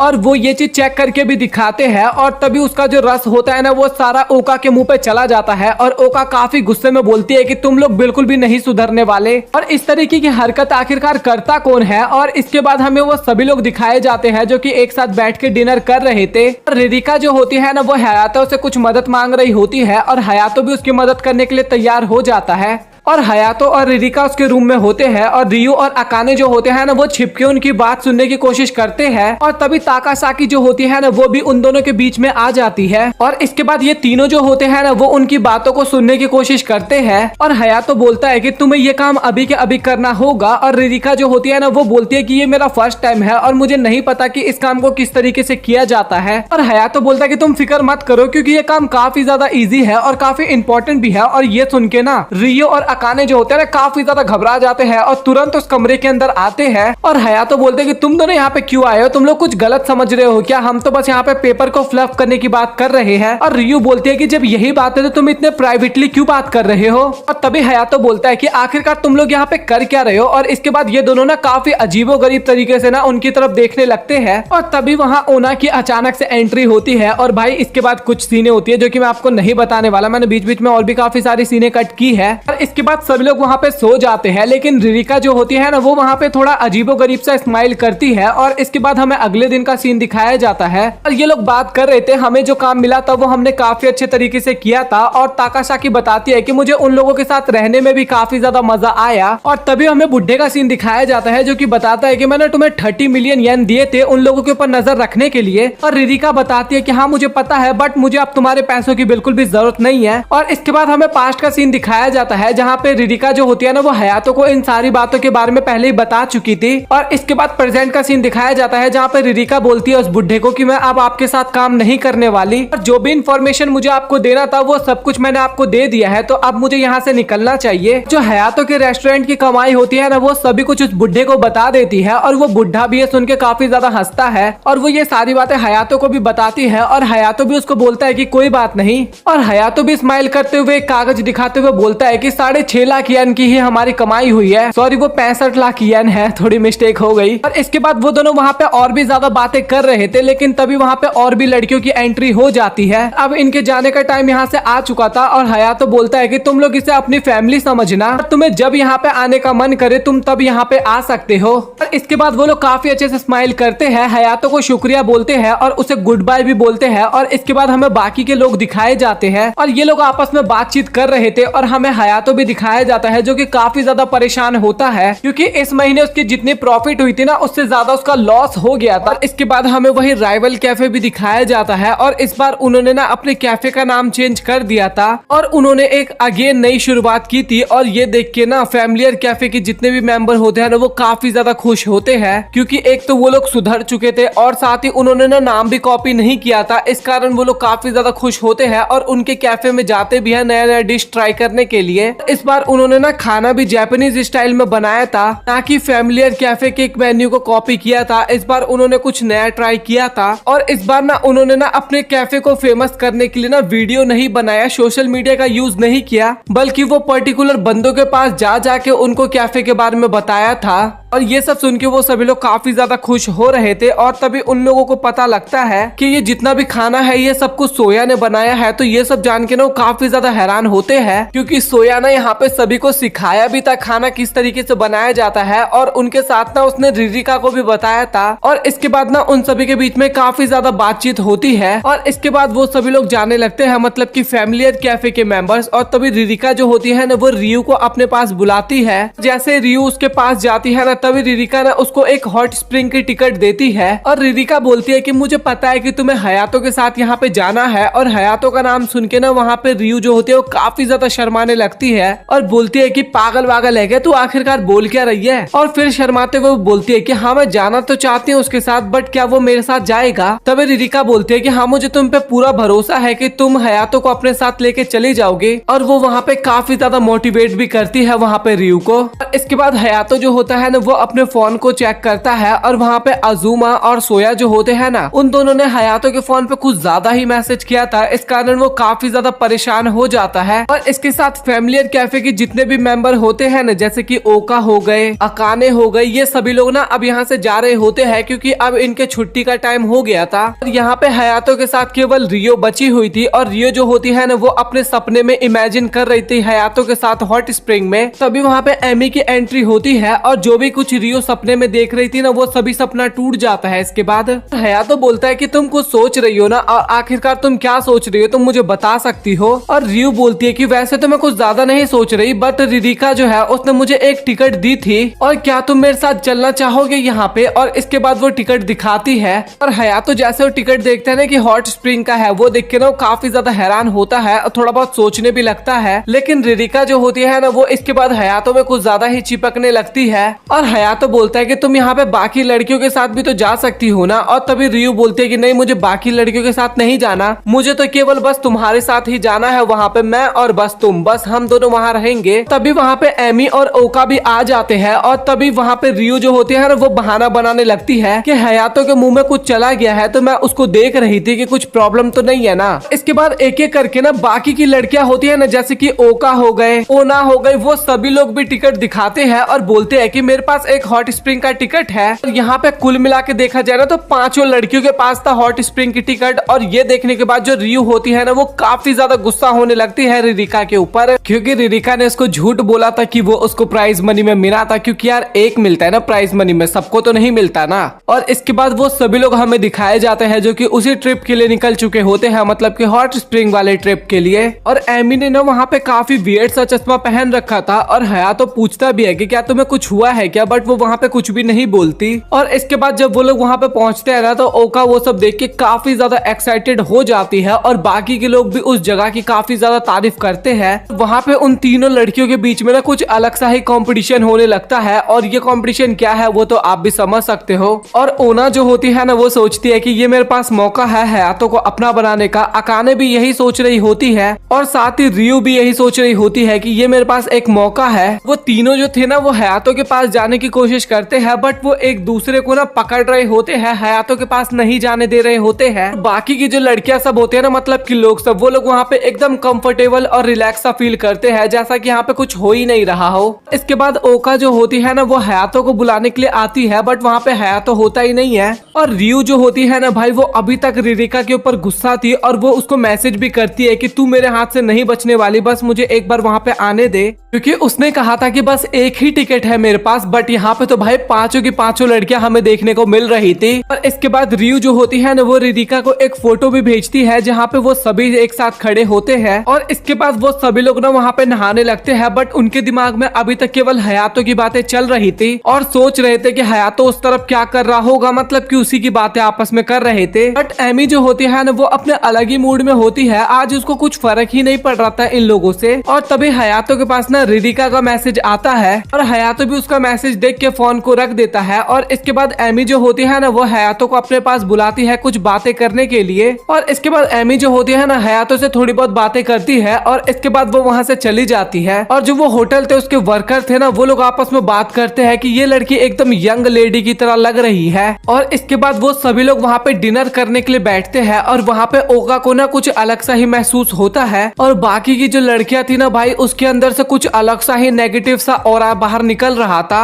और इसके बाद हयातो बताता है कि ये खाना सच में काफी ज्यादा बढ़िया लग रहा है, बट वो तीनों लड़कियां तो अपनी अलग ही दुनिया में होती है, तीनों आपस में कंपटीशन में ही लगे हुए थे। ओका बेचारी उसको तो कुछ पता ही नहीं होता कि आखिरकार ये तीनों कर क्या रहे और हो क्या रहा है यहाँ पे। और तभी हमें पता लगता है कि इन लोगों का जो अगला मिशन है ना इन तीनों लड़कियों का, वो है हयातो को नंगा देखना। और ये सुन के हयातो वहाँ पे काफी ज्यादा हैरान होता है और एक बार ओका का शकल देखो भाई, कितनी ज्यादा ब्लश कर रही है इस टाइम पे ये। और हयातो भी वहाँ पे काफी ज्यादा हैरान होता है जब वो एमी की तरफ देखता है, क्योंकि एमी वहाँ पे एकदम शांत होती है। और तभी वहाँ पे एक और लड़की आती है और वो ना एमी से बात करने की कोशिश करती है और एमी भी वहाँ पे काफी ज्यादा हैरान होती है, क्योंकि उसने ना अपना पूरा होलिया चेंज कर रखा था, लेकिन उसके बाद भी ये पहचान गई थी एमी को। तभी हमें पता लगता है कि ये जो लड़की है ना ये एमी के साथ ही रहा करती थी। और इसके बाद वो लड़की ना एमी को उसके ग्रैंड मदर के बारे में बताने लगती है। और इसके बाद वो लड़की ना एमी को लाने के लिए जाती है ना तो एमी वहाँ पे काफी गुस्सा हो जाती है और वहाँ से भाग जाती है। और इसके बाद हयातो ना हमें नहाते हुए नजर आता है, जहाँ पे उसके दिमाग में केवल उस लड़की की ही बातें चल रही थी। और उस लड़की ने बोला था कि एमी की जो ग्रैंड मदर है ना वो एक कैफे में काम किया करती थी हाई स्कूल के टाइम पे,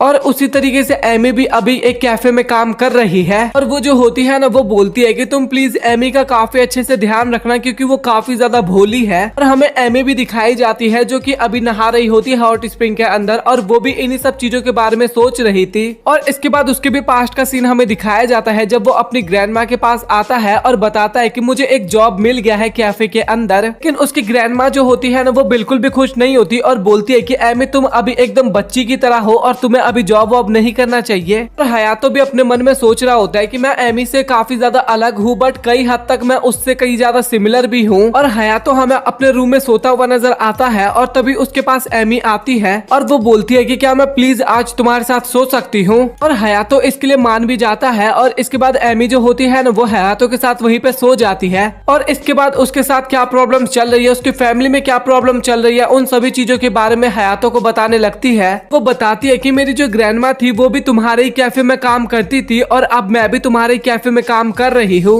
और हयातो भी बोलता है कि तुम्हें इन सब चीजों के बारे में ना उतना ज्यादा नहीं सोचना चाहिए, तुम अभी सो जाओ। और अब हयातो के ग्रैंडफादर होते जो है ना वो एमी की ग्रैंडमदर को ना काफी ज्यादा डांट रहे थे, क्योंकि एमी की ग्रैंडमदर वो ज्यादा अच्छे से काम नहीं कर रही थी, क्योंकि वो कप भी तोड़ रही थी। और साथ ही ग्रैंडफादर जो होते हैं ना वो उन सभी की काफी ज्यादा फिक्र भी किया करते थे। और तभी वहाँ पे अचानक से एंट्री होती है एमी की और हयातो के जो ग्रैंडफादर थे ना वो अचानक से हयातो में बदल जाता है। और तभी हमें पता लगता है कि जो भी अभी कुछ हो रहा था ना वो सब कुछ हयातो का सपना होता है। और हयातो भी बोलता है कि चलो भाई ये सब एक सपना था। और इसके बाद वहाँ पे एमी आती है और वह हयातो को ब्रेकफास्ट करने के लिए बुलाती है। और हयातो जब एमी को देखता है ना तो वो काफी हैरान होता है और सोचता है कि कल तो ये काफी ज्यादा परेशान थी, बट आज अचानक से इतनी ज्यादा खुश कैसे हो गई। हमें सभी लोग दिखाए जाते हैं जो कि एक साथ बैठ के खाना खा रहे थे और आपस में काफी ज्यादा बातें भी कर रहे थे। तभी हयातो बोलता है कि खाना खाते टाइम ज्यादा बातचीत नहीं करना चाहिए। और एमी भी बोलती है कि हाँ तुमने सही कहा। और वो इस टाइम पे ना अभी काफी ज्यादा खुश थी, क्योंकि वो आज अपने ग्रैंड माँ से मिलने वाली थी।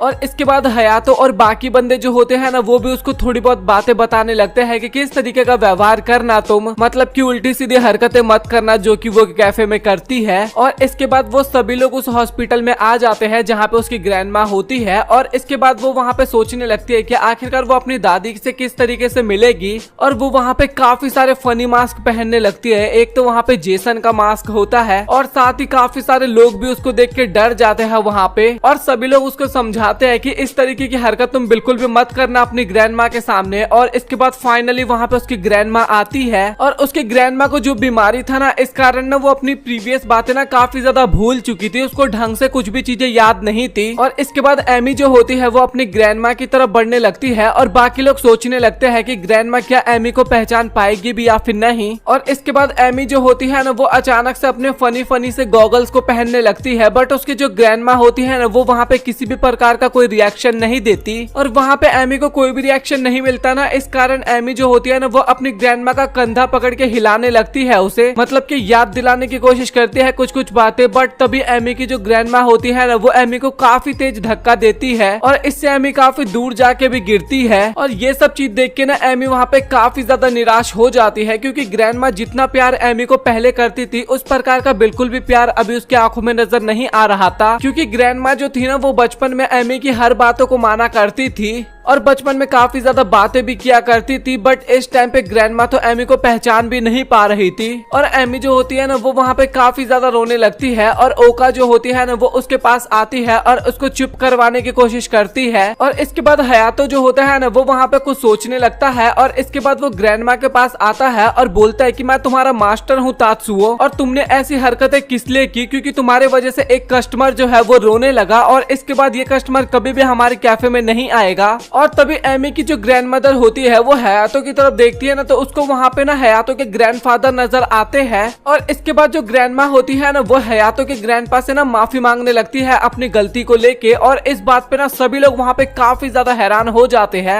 और इसके बाद हमें फ्लैशबैक का सीन दिखाया जाता है जहाँ पे हयातो के ग्रैंडफादर थे वो काफी ज्यादा डांटा करते थे ग्रैंडमदर को, और ग्रैंडमदर को ना वो डांट अच्छा भी लगता था और प्रेजेंट में ना वो काफी ज्यादा मिस भी करती थी इस चीजों को। और तात्सुओ वहाँ पे बताती भी है कि मैं तुम्हें काफी ज्यादा मिस कर रही थी और आखिरकार तुम इतने टाइम से कहाँ चले गए थे। और इसके बाद हयातो बताता है कि मैं वो नहीं हूँ जो आप सोच रहे हो, और तभी वो बताता है कि मैं उनका पोता हूँ। और तभी एमी की ग्रैंडमदर बोलती है कि आखिरकार तुम्हारे ग्रैंडफादर ने किसके साथ शादी की थी। तभी हयातो बताता है कि उन्होंने साकियो से शादी की थी। और एमी की मदर उसके ग्रैंडफादर को कांग्रेचुलेशंस भी बोलती है और बोलती है कि मुझे काफी ज्यादा अच्छा लगा और मैं काफी ज्यादा खुश भी हूँ। और इसके बाद एमी जो है ना वो बोलती है कि ग्रैंडमा क्या मैं आपको याद नहीं हूँ। और ग्रैंडमा को वहाँ पे एमी याद आ चुकी थी और वो सीधा बोलती है कि एमी तुम यहाँ पे आ गई क्या। और ये सुनते ही ना एमी वहाँ पे और भी ज्यादा इमोशनल हो जाती है और काफी ज्यादा रोने लगती है और सीधा अपने ग्रैंड मदर के गले लग जाती है और उनसे काफी ज्यादा माफी मांगती है अपनी पुरानी सभी गलतियों को लेके। और एमी को रोते हुए देखना वहाँ पे उसके सारे दोस्त भी काफी ज्यादा इमोशनल हो जाते हैं और रोने लगते हैं। और एमी वहाँ पे इतना ज्यादा एक्साइटेड हो गई थी ना कि फिर वो उल्टी सीधी हरकतें करने लगती है। सबसे पहले ग्रैंडमा का गर्दन दबाती है, फिर उसके बाद पेट में ना अपना सर मारने लगती है और बार बार ना लगातार यही किए जा रही थी एमी वहाँ पे। और हयातो वहाँ पे उसको समझाने की भी कोशिश करता है कि पागल वागल है कि ये किस तरीके की हरकतें तू कर रही है, लेकिन एमी फिर भी नहीं समझती। और उसकी जो बहन होती है ना भाई, वो लिटरली वहाँ पे काफी ज्यादा गुस्सा होती है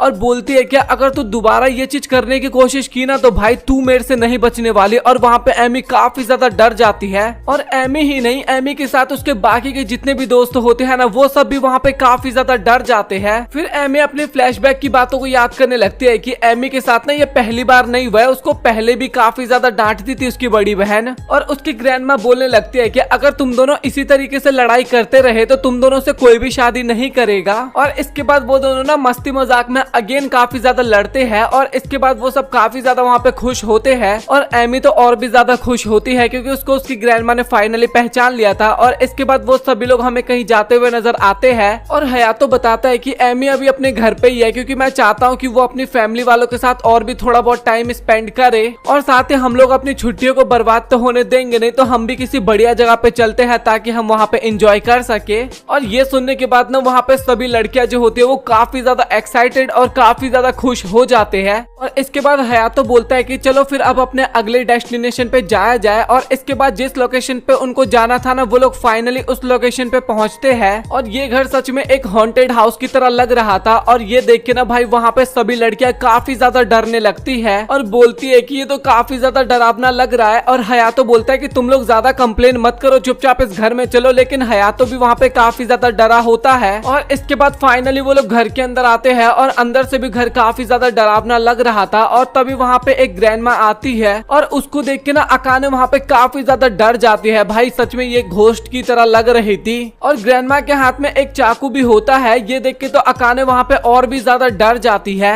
और वो बोलती है कि अब मैं यहाँ पे 1 मिनट भी नहीं रुक सकती। और इसके बाद वो वहाँ से जाने लगती है, लेकिन तभी वो दादी बोलती है कि यहाँ पे एक हॉट स्प्रिंग भी है। और वो सुन के ना भाई अकाने वहाँ पे रुकने का प्लान बना लेती है। और इसके बाद सभी लड़कियां वहाँ पे हॉट स्प्रिंग में नहा रही थी और आपस में बातचीत कर रही थी कि वो किस तरीके से हयातो के साथ सो सकते हैं रात में। मतलब कि सभी के दिमाग में यही चल रहा था। और ओना जो होती है वो तो इमेजिन कर लेती है और इमेजिन करने के बाद काफी ज्यादा शर्माती भी है। और डिनर करते टाइम ना अकाने को डिनर नहीं करना था, इसलिए वो काफी ज्यादा बहाना बनाने लगती है। और बाकी की जो लड़कियां होती है ना वो बोलती है कि हाँ हाँ तेरा बहुत हुआ, अब बहाना बनाना बंद कर और डिनर करना स्टार्ट कर। और जो अकाने होती है ना वो वहाँ पे काफी ज्यादा रो रही होती है बच्चों की तरह और बोलती है कि सच बता रही हूँ, मुझे यहाँ पे काफी ज्यादा डर लग रहा है। और अगर आप लोगों को नहीं पता ना अकाने इतनी ज्यादा क्यों डर रही है, तो भाई इसको वैसे भी डर लगता है। अगर आपने प्रीवियस एपिसोड वॉच किया होगा तो आपको पता होगा। और ग्रैंडमा बोलती भी है कि मुझे लग रहा है कि तुम लोग अपने डिनर को एंजॉय कर रहे होगे। और हयातो वहाँ पे हाँ बोलता है। और इसके बाद ना ग्रैंडमा वहाँ पे एक और नया डिश लेके आती है और इसके बाद उस खाने को ना ओका ट्राई करती है। और इसके बाद वो वहाँ पे सो जाती है। और इसके बाद अकाने वहाँ पे और भी ज्यादा डरने लगती है,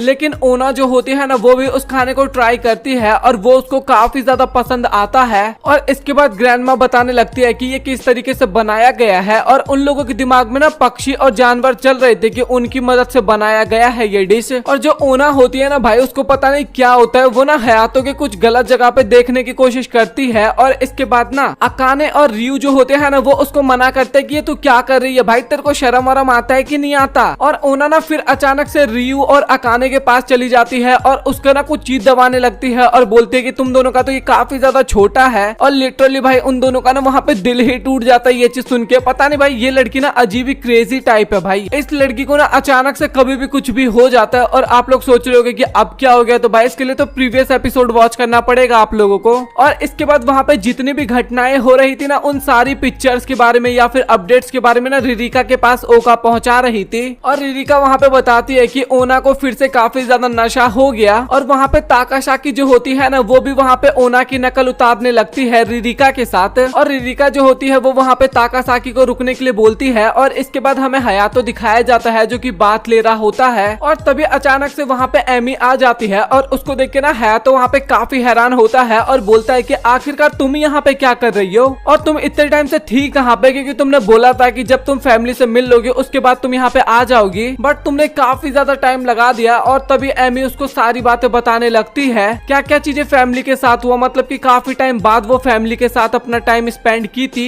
और इसके बाद एमी जो होती है ना वो हयातो के सामने वहाँ पे थोड़े बहुत उल्टे सीधे डिमांड्स भी करती है और हयातो भी वहाँ पे बहुत शाना होता है भाई, उसके डिमांड्स को पूरी भी करता है। अब भाई क्या डिमांड्स होते भाई ये तो मैं आपको नहीं बता सकता, क्योंकि आपको पता है मैं इन सब चीजों का नाम नहीं लेता और ना ही मैं कोई शॉर्टकट तरीका अपनाने वाला हूँ उस चीजों को एक्सप्लेन करने में। तो हमें रात का सीन दिखाया जाता है जहाँ पे सभी लड़कियां सो रही होती है और इसके बाद हमें ओका दिखाई जाती है जो कि हयातो के बगल में सो रही होती है। और इसके बाद तभी हमें एक फ्लैशबैक देखने को मिलता है और हमें सभी लड़कियां दिखाई जाती है जो कि वेट कर रहे थे कि आखिरकार हयातो कहाँ पे सोएगा। और हयातो जो होता है ना वो किसी भी लड़कियों पे ध्यान नहीं देता और चुपचाप एक साइड में जाके सो जाता है। और इसके बाद अकाने और रियू जो होते हैं ना वो दोनों वहाँ पे काफी ज्यादा लड़ने लगते हैं कि आखिरकार हयातो के बगल में कौन सोएगा और कोई भी निष्कर्ष नहीं निकल रहा था। इस कारण वहाँ पे वो डिसाइड करते हैं स्टोन पेपर सीजर करने का और वो गेम ना ओका जीत जाती है। और इसके बाद ओका हयातो के बगल में सोती है और बाकी दोनों लड़कियां ना दूर हो जाती है हयातो से। और हयातो को तो कुछ समझ में नहीं आ रहा था कि आखिरकार ये लड़कियां सब कर क्या रही है, बट वो फिर उसके बाद वहाँ पे सो जाता है। और अकाने जो थी ना उसको रात को बिल्कुल भी नींद नहीं आ रहा था क्योंकि उसको बाथरूम जाना था।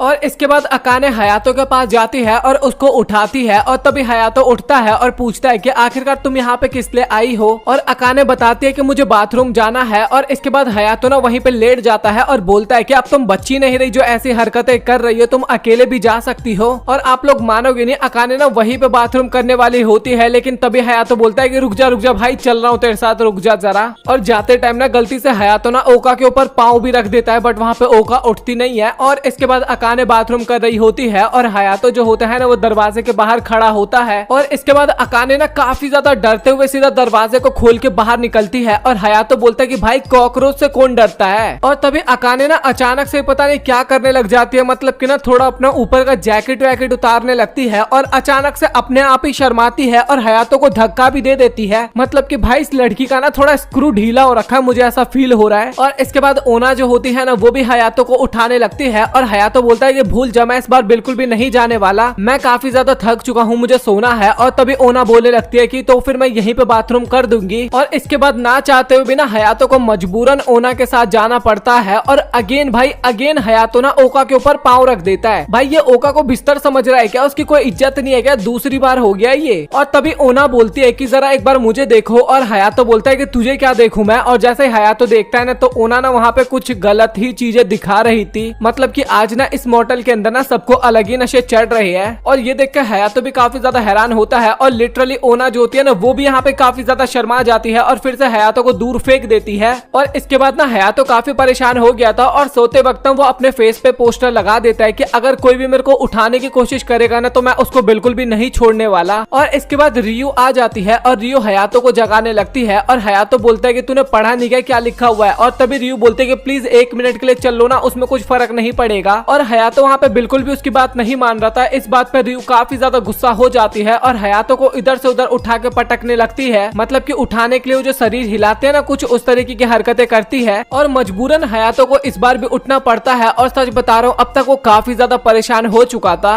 बट आप लोग ना मानोगे नहीं भाई, वो अगेन ओका के ऊपर पाँव रख देता। मतलब कि भाई क्या समझ रखा है हयातो ने ओका को, भाई तीसरी बार है ये। और रियू जो थी ना उसने भी कुछ नशा कर रखा था और सेम वही हरकतें करती है जो कि ओना और अकाने ने किया था। मतलब कि पहले तो कुछ दिखाती है और उसके बाद अगेन अपने आप ही शर्मा के धक्का दे देती है हयातो को। और हयातो तो वहाँ पे काफी ज्यादा परेशान हो चुका था और बोलता है कि अब तो तुम लोग खुश हो ना मुझे परेशान करके, या फिर और कुछ करना है तो वो भी कर लो। और अगले दिन जब सुबह होती है ना तो ओका के पीठ में ना काफी ज्यादा दर्द हो रहा था और इसका रीजन ओका को तो नहीं पता बट हमें पता है। और ओका को ऐसा फील हो रहा था कि कल सपने में ना उसके पास एमी आई थी और उसने ना 3 बार लगातार लात मारा था ओका को, इस कारण वो दर्द हो रहा है पीठ में। और उसको इस चीज का रियलाइज बिल्कुल भी नहीं हुआ कि वो लात ना एमी ने नहीं बल्कि हयातो ने मारा था। और इसके बाद हमें बाकी की लड़कियां दिखाई जाती है जो कि वहाँ पे अलग ही स्माइल पास कर रही थी। और इसके बाद ओका जो होते हैं ना वो हयातो को उठाने की कोशिश करती है और हयातो जो होता है ना भाई वो उठने का नाम ही नहीं ले रहा था बिल्कुल भी। और जब हयातो नहीं उठता ना तो ओका थोड़ा जबरदस्ती करने लगती है और जबरदस्ती करते टाइम ना गलती से ना वो कुछ गलत ही चीज देख लेती है, इस कारण वो भी वहीं पे बेहोश हो जाती है। और बाकी लोगों को तो समझ में ही नहीं आता कि आखिरकार ये ओका क्यों यहाँ पे बेहोश हो गई। और तभी वो लोग नोटिस करते हैं कि अच्छा ये रीजन था जिस कारण ओका बेहोश हो गई। और लिटरली आप लोग मानोगे नहीं भाई, ये लोग शर्माने की तो छोड़ो, यहाँ पे ना सभी लोग ना साइज सोच रहे थे कि आखिरकार किस साइज का होगा वो। मतलब कि किसी के दिमाग में चल रहा था कि बड़ा होगा, किसी के दिमाग में चल रहा था कि छोटा होगा। भाई देख रहे हो कैसी कैसी सोचे है इनकी। और रियू वहाँ पे इतनी ज्यादा बेशरम होती है कि वो तो सीधा हयातो की फोटो खींचने लगती है। और वहाँ पे अकाने जो होती है ना भाई, वो तो टच करने की भी बात करती है कि चलो एक बार टच करके देखते हैं। और ये सब सुन के ना ओका वहाँ पे काफी ज्यादा ऑकवर्ड सा फील कर रही थी और उसको तो बिल्कुल भी अच्छा नहीं लग रहा था उस टाइम पे। और वो तीनों ना भाई खो गए थे, वो तीनों अपने ड्रीम वर्ल्ड में चले गए थे। और इसके बाद ओका जो होती है ना वो उसको ड्रीम वर्ल्ड से वापस लाती है, मतलब कि तीनों को भाई होश में लाती है।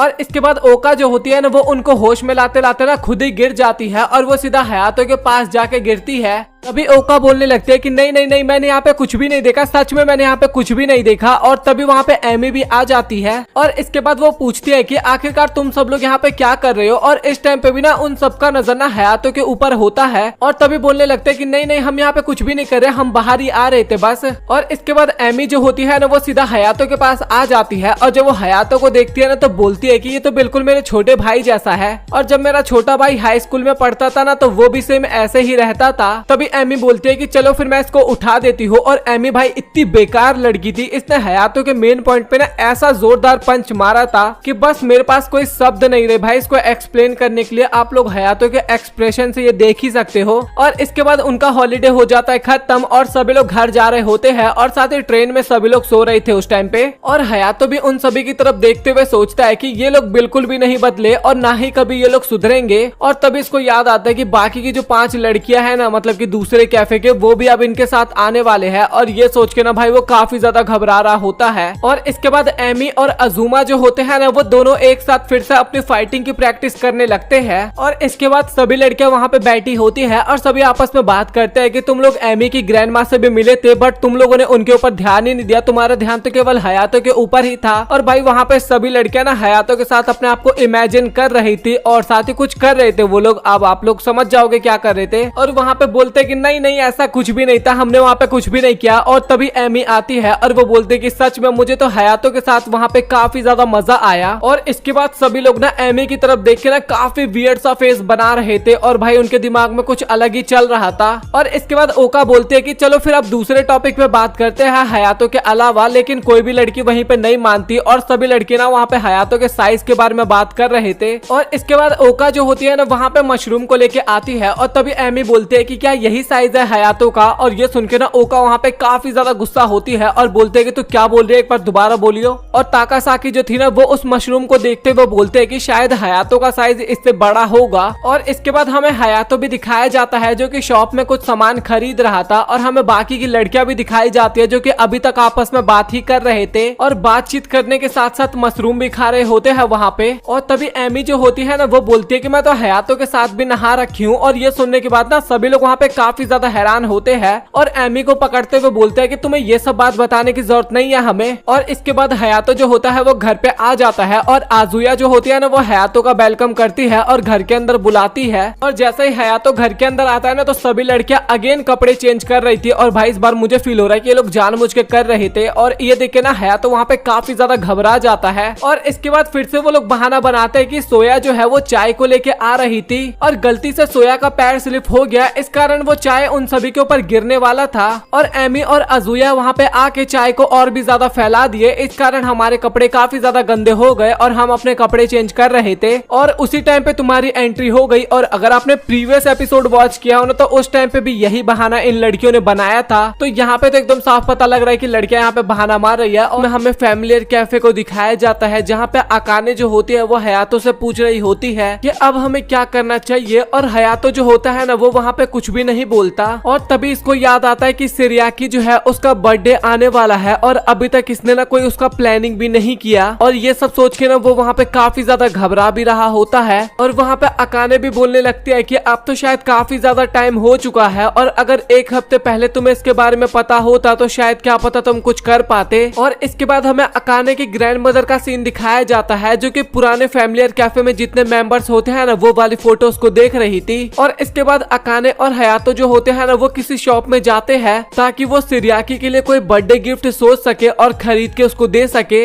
और इसके बाद हयातो जो होता है ना वो एक नाइफ को निकालता है सब्जी काटने वाले, और तभी अकाने बोलते कि क्या सच में तुम ये देने वाले हो गिफ्ट में। और इसके बाद वो उसको रख के दूसरी चीज निकालता है, और ये सब देख के ना अकाने वहाँ पे काफी ज्यादा इरिटेट होने लगती है और बोलती है कि तुम्हें गिफ्ट विफ्ट देने नहीं आता क्या, और तुम इसकी जगह एक कैप या फिर एप्रन भी तो दे सकते हो ना ओना को। और इसके बाद वो दोनों मिलके ना एक एप्रन को ढूंढने लगते हैं, और वहाँ पे उन्हें एक बढ़िया सा एप्रन मिल भी जाता है। और वो लेने के बाद वो दोनों ही हमें कैफे में बैठे हुए नजर आते हैं, और ये लोग सोच रहे होते हैं कि आखिरकार हमें किस तरीके से पार्टी को ऑर्गेनाइज करना चाहिए, मतलब कि प्लानिंग कर रहे होते हैं वहाँ पे। और हयातो सोच रहा होता है कि मुझे पूरा यकीन है कि ओना जो है उसको अपना बर्थडे बिल्कुल भी याद नहीं होगा। और अकाने जो होती है ना वो हयातो की तरफ देखने लगती है और अपने मन में सोचती है कि क्या इसको मेरा बर्थडे याद है। और इसके बाद ना वो हयातो के ऊपर काफी ज्यादा गुस्सा भी होने लगती है, और इसके बाद अकाने उससे पूछती भी है कि क्या तुम्हें मेरा बर्थडे याद है। और इसके बाद सीन कट होता है और वो लोग वहाँ से जाने लगते हैं, और अकाने सोचती है कि आखिरकार मैंने ये क्वेश्चन हयातो से क्यों पूछा था। और तभी हयातो को याद आता है कि अकाने का जो बर्थडे है ना वो तो आज ही है, क्योंकि आज से ही तो दिसंबर का महीना स्टार्ट होने वाला है। और इसके बाद हयातो जो होता है ना वो उससे काफी ज्यादा माफी मांगने लगता है, क्योंकि उसको उसका बर्थडे याद नहीं था। और वो उससे नीचे झुक के हैप्पी बर्थडे बोलता है और उससे काफी ज्यादा माफी भी मांगता है। और तभी अकाने बोलती है कि क्या तुमने अभी हैप्पी बोला, बट मेरा तो हैप्पी बर्थडे अभी है ही नहीं, क्योंकि तुम्हें अगर मुझे विश ही करना है ना तो तुम बस बर्थडे बोल दो, हैप्पी मत बोलो। और इसके बाद अकाने जो होती है ना वो वहाँ पे काफी ज्यादा शर्माने लगती है और बोलती है कि हयातो तुम्हें उस दिन वाली बात याद है क्या। और इसके बाद हमें फ्लैशबैक का सीन दिखाया जाता है जहाँ पे अकाने बोल रही होती है कि मैं वेट करूंगी कि तुम मुझे कब अपनी वाइफ बनाओगे। और इसके बाद सीन कट होता है और हमें दो दो केक दिखाया जाता है जो कि कटने वाला था, मतलब कि एक तो अकाने काटने वाली थी और एक ओना काटने वाली थी, दोनों के बर्थडे को लेके। और इसके बाद सभी लोग वहाँ पे बातचीत करने लगते हैं, मतलब कैसे मस्ती मजाक वाला। और वहीं पे वो टॉपिक छेड़ते कि हयातो को तो अपना बर्थडे भी याद नहीं है, और हयातो जो है ना वो काफी सारी चीजों को भूल गया था, क्योंकि कुछ दिनों से ना अभी कुछ विचित्र से घटनाएं घटी है। और इस कारण हयातो जो था ना वो काफी ज्यादा टेंशन ले रहा था या फिर परेशान हो रखा था। और इसके बाद अकाने जो होती है ना भाई वो काफी खतरनाक से चीज मांग लेती है हयातो से, और वो बोलती है कि मैं अपने बर्थडे गिफ्ट का वेट कर रही हूँ कि तुम मुझसे कब शादी करोगे। और भाई बस यहीं पे हयातो की हालत खराब, भाई काफी ज्यादा घबरा जाता है वो ये सुन के। और इसके बाद सभी लड़कियां जो होती है ना वो वहाँ पे अकाने की तरफ देखने लगती है। और इसके बाद हयातो जो होता है ना वो भी पास्ट का सीन देखने लगता है जहाँ पे अकाने ने उसको प्रपोज किया था। और हयातो भी सोचने लगता है कि इसकी शक्ल देख के तो ऐसा नहीं लग रहा कि ये मजाक कर रही है, ये अभी सीरियस हो रखी है इस टाइम पे। और उन सभी को वहाँ पे लग रहा होता है कि अकाने शायद मजाक कर रही है। और इसके बाद ना हमें वो सभी लोग ना क्रिसमस के आउटफिट में नजर आते हैं, क्योंकि क्रिसमस काफी नजदीक था ना तो उन्होंने अपना कॉस्ट्यूम ना कुछ दिनों के लिए चेंज कर लिया था। और अकाने जो होती है ना वो हयातो से फिर से पूछती है कि मैं तुमसे मजाक नहीं कर रही, मैं सच में तुमसे उस सीरियस क्वेश्चन का आंसर पूछना चाहती हूँ। और तभी वहाँ पे ओका भी आ जाती है और वो बोलती है कि हयातो तुम पागल वागल हो क्या, ये इतने टाइम से तुमसे एक काफी सीरियस क्वेश्चन पूछ रही है बट तुम उसका आंसर क्यों नहीं दे रहे, तुम उसका आंसर दे दो चुपचाप।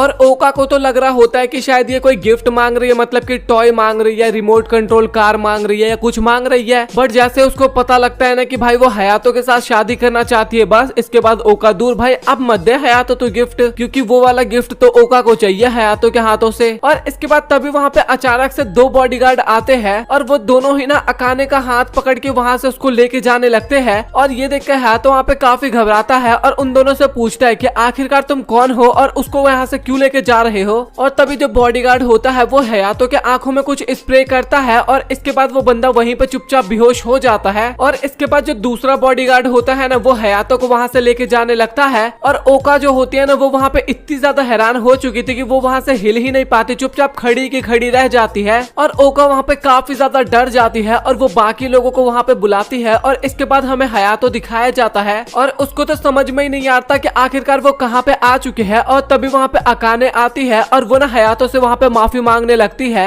और इसके बाद तभी वहाँ पे अकाने की ग्रैंड मदर भी आती है और इसका नाम ना यूको होता है। और जो अकाने की ग्रैंड मदर होती है ना वो सिर्फ हयातो की तरफ ही देखे जा रही थी और तभी हयातो को भी रियलाइज होता है कि ये शायद अकाने की ग्रैंड मदर है, क्योंकि इसने फोटो देखा था और थोड़ा बहुत सिमिलर सा मैच कर रहा था शकल। और इसके बाद अकाने की जो ग्रैंड मदर है ना वो हयातो से पूछने लगती है कि क्या तुम फेमिलियर कैफे के ओनर हो। और हयातो वहाँ पे हाँ बोलता है और तभी उसकी ग्रैंड मदर बोलती है कि क्या तुम इसके बाद अकाने से शादी करने वाले हो। और हयातो वहाँ पे काफी ज्यादा घबराते हुए बोलता है कि नहीं नहीं, अभी मैंने इसके बारे में सोचा सोचा नहीं है। और इसके बाद ग्रैंड मदर जो होती है ना वो हयातो के अंदर ना उसके ग्रैंडफादर को देखने लगती है और इसके बाद वो उसके काफी ज्यादा क्लोज आती है और तभी वो बोलती है कि तुम उसकी तरह बिल्कुल भी नहीं हो सकते। और इसके बाद ग्रैंड मदर जो होती है ना वो हयातो के हाथ पे बार बार मार रही होती है, पता नहीं क्यों। और तभी अकाने जो होती है ना वो सोच रही होती है कि उसी की गलती है जो कि ये लोग यहाँ पे फंस गए, क्योंकि उसी ने कैफे के लोकेशन के बारे में अपनी ग्रैंड मदर को बता दिया था। इस कारण उसके बॉडीगार्ड आए और उसको पकड़ के वापस से अपने घर पे ले आए। और अकाने की ग्रैंड मदर ना अकाने से भी पूछती है कि क्या तुम सच में हयातो से शादी करने वाले हो, लेकिन वहाँ पे अकाने तो कुछ नहीं बोलती, लेकिन हयातो बोलता है कि ये इतना ज्यादा भी इम्पोर्टेंट नहीं है। और इसके बाद वो आगे कुछ बोलता है लेकिन बाकी की लड़कियों को दिखाने लगते हैं तभी। और वो दोनों काफी ज्यादा परेशान हो गए थे क्योंकि वो दोनों हयातो और अकाने को ढूंढ रहे होते हैं। और इसके बाद अकाने की ग्रैंड मदर जो होती है ना वो हयातो के बारे में, उसके फ्यूचर प्लान्स के बारे में पूछती है और वो फ्यूचर प्लान ना उसको बिल्कुल भी पसंद नहीं आता ना, इस कारण वो तभी वहाँ पे एक कटाना बाहर निकाल लेती है। और इसके अगले सीन में ना हमें वो दोनों ना घर जाते हुए नजर आते हैं, जहाँ पे अकाने जो होती है ना वो हयातो से काफी ज्यादा माफी मांग रही होती है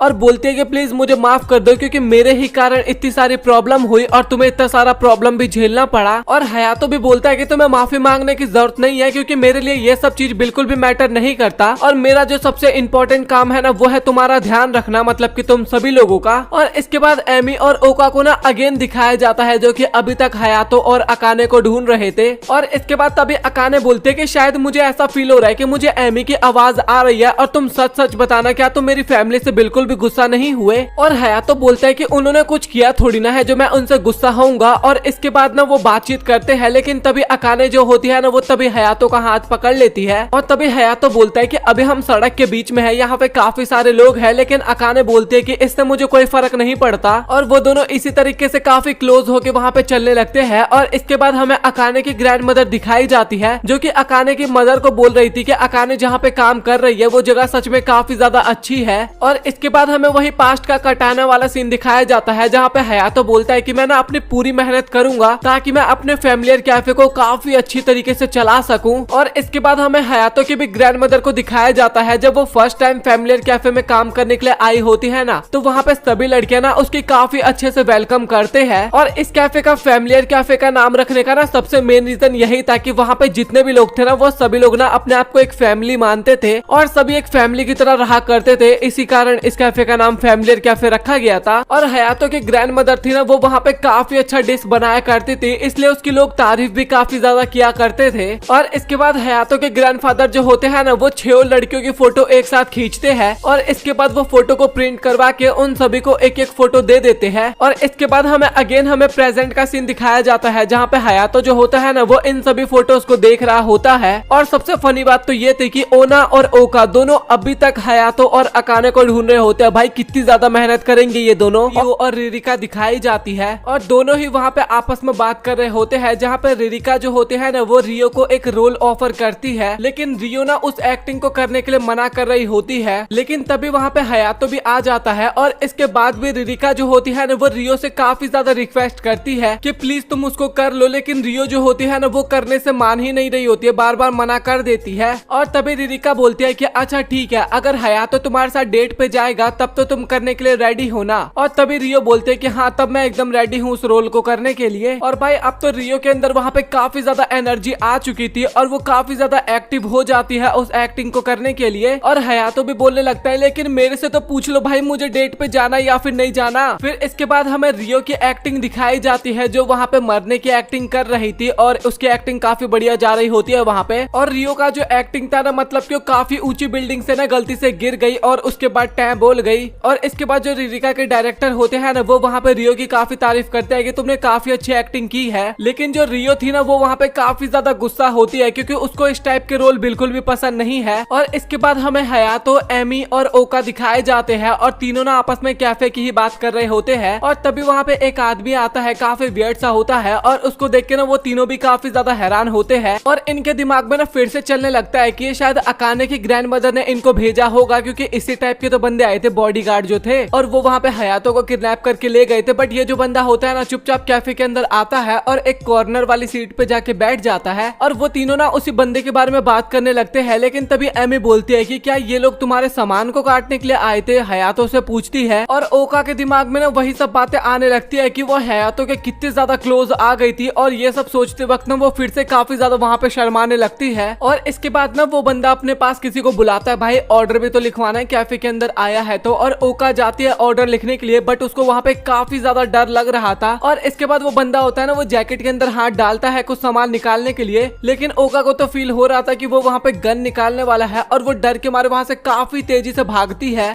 और एमी जो होती है ना, वो तो नेक्स्ट लेवल होती है। वो बिना कुछ बात के ना उस बंदे को काफी ज्यादा पीटती है। और तभी वो बंदा ना अपने जेब में से ना एक कार्ड को बाहर निकाल रहा था। और ये देखने के बाद ना हयातो और ओका जो होते हैं ना, वो वहाँ पे काफी ज्यादा हैरान होते हैं। और तभी वहाँ पे रियो भी आ जाती है। और जैसे रियो उस बंदे को देखती है ना, वो बोलती है कि पापा आप एकदम ठीक तो हो ना, और आपकी ये हालत किसने कर दी यहाँ पे। और इसके अगले सीन में ना ओका और एमी जो होते हैं ना, वो वहाँ पे रियो के फादर से ना काफी ज्यादा माफी मांगने लगते हैं। और सच बताओ तो काफी गलत काम किया भी था इन दोनों ने। और इसके बाद ना वो दोनों वहाँ से डर के मारे ना चुपचाप निकल जाते हैं, मतलब कि शर्म के मारे, अब डर के मारे नहीं। और रियो के फादर भी बोलने लगते हैं कि शायद मुझे पहले ही बता देना चाहिए था, नहीं तो इतनी बड़ी प्रॉब्लम खड़ी नहीं होती यहाँ पे। और इसके बाद रियो के जो फादर होते हैं ना, वो एक फोटो दिखाते हुए बताते हैं कि जब रियो छोटी थी ना, तो हम इस कैफे में ना एक बार आए थे और मैंने इसके बारे में तो कभी सोचा भी नहीं था कि रियो अब बड़ी होके इसी कैफे में काम कर रही होगी। और तभी रियो के फादर बोलने लगते हैं कि वैसे मैं यहाँ पे रियो को लेने के लिए आया हूँ। और वहाँ पे ओका और एमी जो होते हैं ना, वो ऐसा करने से मना करने लगते हैं। और तभी रियो के फादर बताने लगते हैं कि रियो की जो मदर की हेल्थ है ना, वो काफी ज्यादा खराब हो रही है। और फिर इसके बाद ना हमें रियो का फ्लैशबैक दिखाया जाता है, जहाँ पे उसके मॉम और डैड थे ना, उनके बीच में ना काफी ज्यादा दूरियां ना स्टार्टिंग से ही थी। और रियो ना ये सुन के वहाँ पे काफी ज्यादा हैरान होती है कि उसकी मदर सच में क्या उससे मिलना भी चाहती है या फिर सब मजाक है, क्योंकि जो रियो की मदर थी ना, उसने कभी भी ना रियो से ढंग से बात की ही नहीं थी। और इसके बाद रियो के जो फादर होते हैं ना, वो रियो से पूछने लगते हैं कि तुम इस कैफे में काम करती हो, इससे तुम खुश भी हो। और रियो जो होती है ना, वो वहाँ पे कुछ सोचती है और इसके बाद वो हाँ बोलती है। और इसके बाद रियो के फादर बताने लगते हैं कि रियो की जो मदर है ना, उसने अपने आप को एक कमरे के अंदर बंद कर लिया था और तब से ना वो कुछ भी करने के लिए एकदम रेडी ही नहीं होती है। और इस कारण ना उसकी हालत जो है ना, वो काफी ज्यादा खराब होने लगी है। और इसी के बाद उसने कहा था कि वो तुमसे मिलना चाहती है। और इसके बाद रियो फिर से फ्लैशबैक का सीन याद करती है और रियो जो होती है ना, वो अपनी मदर से बात करने की कोशिश करती है, बट उसकी मदर उसको बिल्कुल भी भाव नहीं देती, मतलब कि उससे थोड़ा दूरियां बनाने की कोशिश करती है और वो बिल्कुल भी उससे ढंग से बात नहीं करती थी। इस कारण उसने फाइनली एक डिसीजन लिया और वो फैमिलियर कैफे में आ गई। और ये भी याद करते हैं कि बचपन में केवल एक बार इस कैफे में आई थी। और इसके बाद हयातो की ग्रैंड मदर होती है ना, वो रियो के पास आती है और वो बोलते हैं कि अगर तुम्हें कोई प्रॉब्लम हो रही है तो तुम यहीं पे रह सकती हो। और रियो जो होती है ना, वो ये बात सुन के ना काफी ज्यादा खुश होती है, बट रियो की जो मदर होती है ना, वो ये सुन के काफी ज्यादा गुस्सा होती है और वो ना उसको घर से निकल जाने के लिए भी बोल देती है और बोलती है कि मुझे तुम जैसे बेकार लड़की की बिल्कुल भी जरूरत नहीं है। और इसके बाद हमें प्रेजेंट का सीन दिखाया जाता है, जहाँ पे रियो बोलती है कि अच्छा ठीक है, मैं इसके बारे में सोच के आपको बताऊंगी। और इसके बाद ना वो हयातो को कुछ इशारा करने लगती है और रियो वहाँ पे बताती भी है कि हयातो सच में काफी अच्छा इंसान है और यहाँ पे यही मेरा ख्याल रखता है। और इसके बाद सभी लोग बैठ के ना वहाँ पे रियो की फिल्म को देखने लगते हैं, जिसकी शूटिंग पे गई थी। और सभी लोग ना वहाँ पे रियो का काफी ज्यादा मजाक उड़ाते हैं, क्योंकि उसका जो रोल था ना, वो सच में काफी ज्यादा बेकार था, केवल टैं बोलने वाला ही तो था उसका रोल। और इसके बाद रियो जो होती है ना, वो फिर से अपने पास्ट की बातों को सोचने लगती है कि जब रियो काफी छोटी थी तो उसकी मदर जो थी, वो उसका ख्याल काफी अच्छे से रखा करती थी। और रियो धीरे धीरे जैसे जैसे बड़ी होने लगी ना, उसकी मदर उससे काफी ज्यादा दूर होने लगी और साथ ही उससे नफरत भी करने लगी। और वो सोचने लगती है कि क्या मुझे अपनी मदर से आखिरी बार मिलना भी चाहिए या फिर नहीं। और तभी वहाँ पे एमिना काफी वियर्ड सा मास्क लगा के आती है गोरिल्ला का, और ये देख के ना वहाँ पे रियो जो होती है ना, वो थोड़ा बहुत डर भी जाती है। और इसके बाद एमी जो होती है ना, वो उसको थोड़ा बहुत सजेस्ट करने लगती है और तुम्हें ना तुम्हारी मदर से ना एक बार जरूर मिलना चाहिए। और ये बोलने के बाद ना वो वहाँ से चली जाती है। और इसके बाद वहाँ पे किसी को भी समझ में नहीं आता कि रियो के साथ ना किसको वहाँ पे जाना चाहिए। और ओका जो होती है ना, वो हयातो को वहाँ पे धक्का दे देती है और बोलती है कि तुम ही चले जाओ, सबसे बढ़िया यही रहेगा। इसके बाद सभी लोग एक दूसरे को ना वहाँ पे गुड बाय करते हैं। और इसके बाद हमें रियो और हयातो जो होता है ना, वो हॉस्पिटल में नजर आते हैं। और दरवाजे के पास पहुँचने के बाद ना वहाँ पे रियो बोलने लगती है कि एक बार मैं अंदर जाती हूँ, तुम यहीं पे कुछ टाइम के लिए वेट करो। और इसके बाद रियो जो होती है ना, वो इसके बाद अपनी मदर के पास जाती है और इसके मदर ना रियो को देखने के बाद ही बोलती है कि आखिरकार तुम यहाँ पे किस लिए आई हो।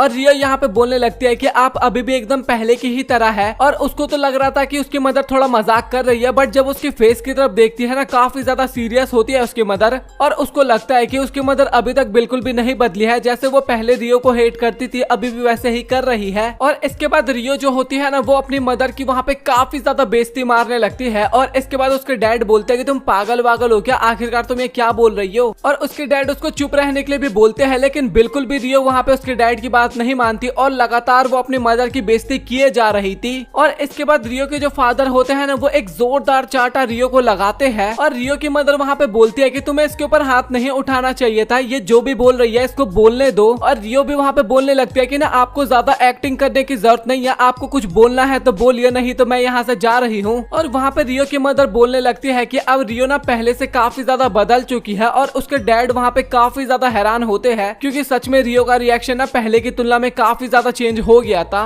और हयातो जो होता है ना वो रियो का वेट गेट के बाहर कर रहा था। और इसके बाद रियो आती है ना तो हयातो बोलता है कि तुम आगे बढ़ो, मैं 1 मिनट में आता हूँ तुम्हारे पास। और इसके बाद रियो की मदर वहाँ पे बताने लगती है कि जब मुझे फर्स्ट टाइम पता लगा था कि रियो फैमिलियर कैफे में है तो इसके बाद मुझे अपने मदर की याद आने लगी थी, क्योंकि रियो की जो मदर थी वो भी तो पहले फैमिलियर कैफे में ही काम किया करती थी। और रियो की मदर चाहती थी कि रियो ना फैमिलियर कैफे में काम ना करे, क्योंकि उसकी मदर ने भी किया था, मतलब कि रियो की ग्रैंड मदर ने। और रियो की ग्रैंड मदर की ना वहाँ पे काफी अच्छी यादें थी और वो ना उसकी स्टोरी हर वक्त पे बताया करती थी। और इसके बाद हयातो जो होता है ना वो रियो के फादर के पास एक वीडियो भेजता है जहाँ पे रियो की वीडियो होती है वो, और वो ना काफी ज्यादा खुश होती है फैमिलियर कैफे में काम करते हुए। और वो ना ये भी वहाँ पे बताने लगती है कि मैं इतना ज्यादा स्ट्रॉन्ग अपनी मदर की वजह से हूँ। और इसके बाद हमें वो दोनों दिखाए जाते हैं जो कि वापस घर जा रहे होते हैं। और रियो वहाँ पे बताने लगती है कि काश मेरी फैमिली भी दूसरों की फैमिली की तरह होती, क्योंकि उन लोगों की फैमिली कितनी ज्यादा अच्छी है बट मेरी फैमिली सच में काफी ज्यादा बेकार है। और वो ना सभी के फैमिलीज के भी एग्जाम्पल देती है, मतलब कि एक एक करके वहाँ पे सभी के फैमिलीज के बारे में वो बताने लगती है। और सबसे बढ़िया तो ये रहता कि काश मेरे पास एक बहन होती, छोटी या फिर बड़ी, जिसको मैं अपने दिल की सारी बातें बता पाती। कुछ चीजें हैं जिनको हम कभी भी नहीं बदल सकते, जैसे कि मैं अपनी मदर से काफी ज्यादा प्यार करती हूँ, लेकिन उसके बाद भी मैं वहाँ पे हॉस्पिटल में गई और उनके साथ काफी ज्यादा लड़ाई करके वापस आ गई। बट सच बताऊं तो मुझे उसको लेके ना बिल्कुल भी बुरा नहीं लग रहा। और इसके बाद हयातो वहाँ पे बताने लगता है कि तुम्हारी जो वीडियो थी ना जिसमें तुमने कैफे के बारे में और साथ ही अपने मदर के बारे में बोला था, वो वीडियो ना मैंने उनको शेयर कर दिया। और ये सुनने के बाद ना रियो वहाँ पे काफी ज्यादा हैरान हो जाती है। और इसके बाद हयातो वहाँ पे ये भी बताने लगता है कि तुम्हारी जो ग्रैंडमा थी ना वो भी फैमिलियर कैफे में काम करती थी और उस टाइम पे ऑनर ना मेरे दादाजी हुआ करते थे। और ये सब सुनने के बाद रियो जो होती है ना वो हयातो के सामने आती है और वो बोलती है कि सच में तुम काफी ज्यादा प्यारे हो और क्या मैं तुम्हारे थोड़ा नजदीक आ सकती हूँ। और ये बोलते ही ना तुरंत वो हयातो को हक कर लेती है। हमें हयातो दिखाया जाता है जो कि सोच रहा होता है कि आखिरकार हम क्रिसमस पार्टी को किस तरीके से प्लान करने वाले हैं और वो सभी के बारे में सोच रहा होता है। और फिर इसके बाद हमें सभी लड़कियां दिखाई जाती है, जहाँ पे कुछ तो होती है जो कि डेकोरेशन में बिजी होती है और कुछ लड़कियां होती है जैसे कि ताकासाकी हो गए और बाकी लोग वो अपने फिगर्स के बारे में ही बात किए जा रहे थे कि किसका फिगर ज्यादा अच्छा है या फिर किसका ज्यादा बड़ा है। और इसके बाद रिरिका जो होती है वो रियो से पूछती है कि आखिरकार तुम मुझे ये बताओ कि तुम्हारा और हयातो का रिलेशनशिप कितना आगे तक बढ़ा है। और इसके बाद रियो जो होती है ना वो कल की बातों को सोचने लगती है और इसके बाद वो बताती है कि मैं इतना तो श्योर हूँ कि हयातो जो है वो किसी को भी हेट नहीं करता, हम पांचों में से सभी को काफी ज्यादा पसंद करता है।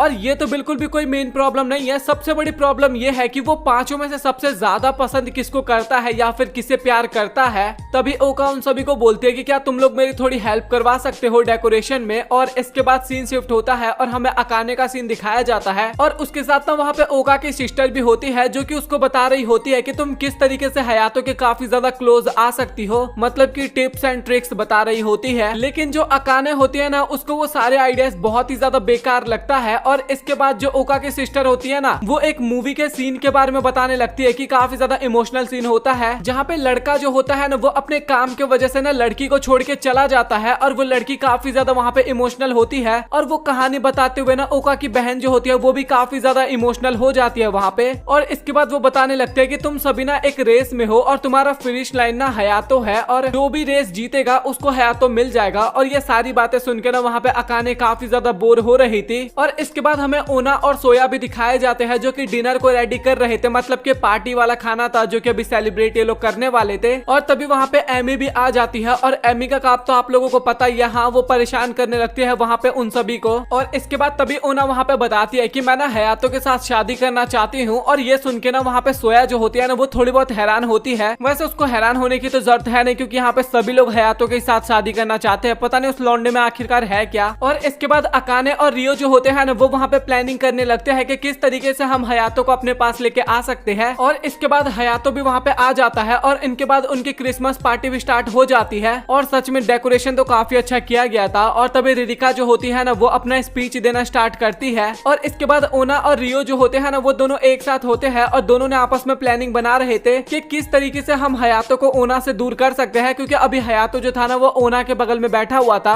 और रियो जो होती है ना वो ओना को ड्रिंक पिलाने की कोशिश करती है और ओना ड्रिंक पीने के लिए मान भी जाती है। और बस ओना वो ड्रिंक पीने ही वाली थी, लेकिन तभी बिल्ली उस बीच में आ जाती है और ओना वो ड्रिंक नहीं पीती इस कारण। और भाई रियो जो होती है ना वो वहाँ पे काफी ज्यादा गुस्सा होने लगती है, मतलब कि उस बिल्ली के ऊपर गुस्सा होने लगती है क्योंकि उसका प्लान अभी बेकार होने वाला था। और इसके बाद रियो जो होती है ना वो अकाने के बगल में बैठती है और वो काफी ज्यादा गुस्से में अकाने को बोलती है कि हमें कुछ ना कुछ तो करना होगा जिस कारण हम ओना को हयातो के पास से हटा सके। और अकाने जो होती है ना लिटरली वो भी वहाँ पे रियो को देख के काफी ज्यादा डर जाती है। और इसके बाद ना वो वहाँ पे और भी काफी ज्यादा डरने की एक्टिंग करती है और हयातो के पास जाके चिपक जाती है। और ये देख के वहाँ पे रियो जो होती है ना उसके पैर के नीचे से जमीन ही खिसक जाती है। भाई काफी ज्यादा हैरान होती है वो। और इसके बाद आता है मेरा फेवरेट बारी, मतलब कि गिफ्ट देने का टाइम। और इसके बाद वो सभी लोग पर्ची बनाते हैं और जिस नंबर की पर्ची उनके हाथ में आने वाला था ना उस नंबर का गिफ्ट उनको मिलने वाला था। और ये सारे गिफ्ट पैक करने वाली बंदी ना ताकाशाकी होती है। और भाई इसके शकल पे एकदम साफ पता लग रहा था कि इसने कुछ ना कुछ तो गड़बड़ किया होगा। और लिटरली इसने गड़बड़ नहीं, इसने बहुत ही बड़ी गड़बड़ की थी। हयातो को कुछ तगड़ा ही गिफ्ट दिया था इसने। और मैं तो बता भी नहीं सकता कि आखिरकार ताकाशाकी ने वहाँ पे हयातो को क्या गिफ्ट दिया था। और हयातो भी काफी हैरान होता है और बोलता है कि भाई इस तरीके का गिफ्ट कौन देता है। और वो काफी ज्यादा गुस्सा होने लगता है और बोलता है कि तुम लोग पागल वागल हो गया, क्रिसमस वाले दिन ये सब चीजें कौन करता है, तुम्हें मजाक करना था कोई और दिन कर ले। और इसके बाद अगेन वो सभी लड़कियां वहाँ पे कपड़े चेंज कर रहे थे और तभी वहाँ पे अगेन हयातो की एंट्री होती है। और यहाँ पे तीसरी बार ना एमी और आजुया का बहाना देने लगता है कि उनकी वजह से हमारे कपड़े खराब हो गए और हमें कपड़े चेंज करने पड़ रहे हैं। और इसके बाद फाइनली उन सभी के घर जाने का टाइम होता है और वो सभी ना स्नोफॉल देखने लगते हैं। और स्नोफॉल देखते टाइम ना काफी ज्यादा खुश भी हो रहे होते हैं। और हयातो जो होता है ना वो ओना को बोलता है कि अब जाने का टाइम हो गया है। और ओना लिटरली भाई अचानक से वहाँ पे हयातो को किस कर लेती है। और किस करने के बाद वो वहाँ पे काफी ज्यादा शर्माने लगती है और इसके बाद वो वहाँ से जाने लगती है। और हयातो जो होता है ना वो तो भाई काफी ज्यादा हैरान होता है और केवल सोच में ही पड़े रहता है कि आखिरकार ओना ने उसको किस क्यों किया।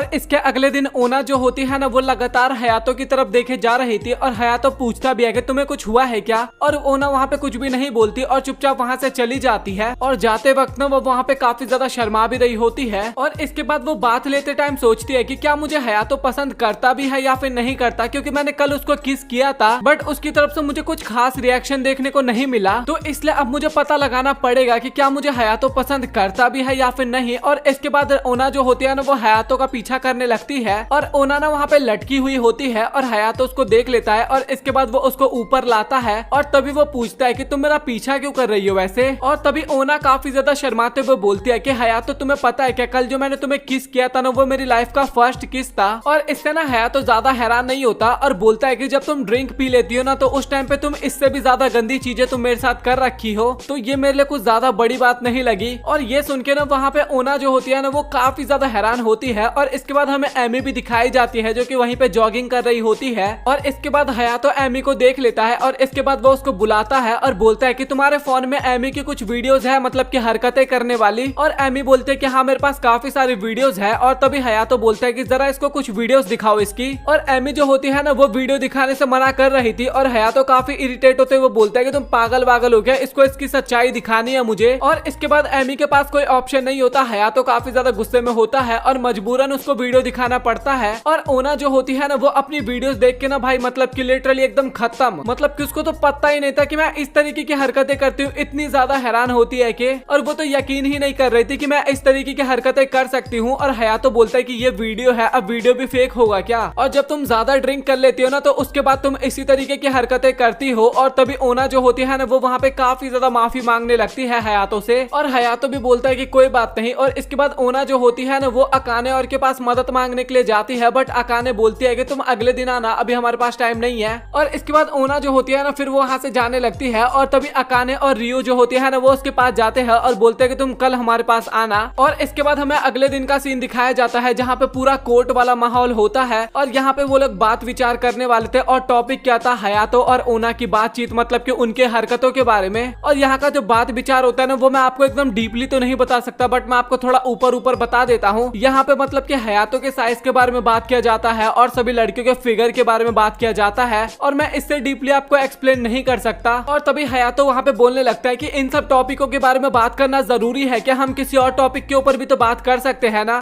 और इसी बीच में हयातो और ताकासाकी जो होते हैं ना, उन दोनों के बीच में लड़ाई भी स्टार्ट हो जाती है और इसी तरीके से ना उनके बीच में बात विचार चलती ही जाती है, बट कोई भी फैसला नहीं निकलता। मतलब कि भाई ये उल्टी सीधी ही बात विचार थी। तो ताकासाकी दिखाई जाती है जो कि बोलती है कि ये सारी मेरी गलती थी, तो मैं ही इसको ठीक करूंगी। और वो बोलती है कि मैं सभी गिफ्ट को चेंज करने वाली हूँ। और इसके बाद वो नया गिफ्ट बताती है जहाँ पे वो बोलती है कि हयातो को कोई भी किस कर सकता है या फिर हयातो भी किसी को किस कर सकता है। और ये बात सुन के ना वहाँ पे सभी लोग काफी ज्यादा हैरान हो जाते हैं और सच में हैरान होने वाली बात भी थी ये। और जो आजुया होती है ना, वो तो सबसे पहले रेडी हो जाती है इस काम को करने के लिए। और हयातो यहाँ पे देखो कैसे शकल बना रहा होता है। और इसके बाद वो सभी वहाँ पे बातचीत करने लगते हैं कि आखिरकार सबसे पहले हयातो को किस करने के लिए कौन जाएगा। और ओना जो होती है ना, वो वहाँ पे काफी ज्यादा शर्मा रही होती है और एमी जो होती है वो तो अलग ही दुनिया में होती है। और इसके बाद अकाने जो होती है ना, वो सबसे पहले हयातो को किस करने के लिए जा रही होती है। और अकाने को अपने पास आता हुआ देखना हयातो वहाँ पे काफी ज्यादा घबराने लगता है और वो अकाने से दूर जाने लगता है, बट अकाने तो वहाँ पे फुल फॉर्म में आ चुकी थी। और इसके बाद अकाने जो होती है ना, वो जबरदस्ती वहाँ पे हयातो को किस कर ही लेती है। और इसके बाद भाई सभी लोग वहाँ पे काफी ज्यादा हैरान होते हैं और एकदम भाई क्या हो गया, ये इस टाइप का सोच रहे होते हैं। लेकिन जो रिरिका और रियो होती है ना, उनका रिएक्शन काफी ज्यादा अलग था। उनको ये देखने में काफी बढ़िया लग रहा था। और इसके बाद तभी रियो जो होती है ना, वो अचानक से जाके अकाने को खींचने लगती है पीछे की तरफ। और तभी ताकासाकी जो होती है ना, वो भी किस करने के लिए जा रही होती है हयातो को, लेकिन रिरिका भी उसको रोकने लगती है। और इसके बाद रियो जो होती है ना, वो फाइनली अकाने को पीछे धकेल देती है। और तभी रिरिका रियो को बोलती है कि क्या आपको हयातो को किस करने में काफी ज्यादा डर लग रहा है, और अगर आपको सच में डर लग रहा है तो आप कभी भी हयातो के क्लोज नहीं आ सकते। और तभी हयातो बोलता है कि यहाँ पे ना सबके सामने किस करना ना सही बात नहीं है। और इसके बाद रियो जो होती है वो हयातो को एक जगह पे लेके जाती है और तभी हयातो बोलता है कि क्या तुम यहाँ पे किसके बारे में बात करने वाली हो।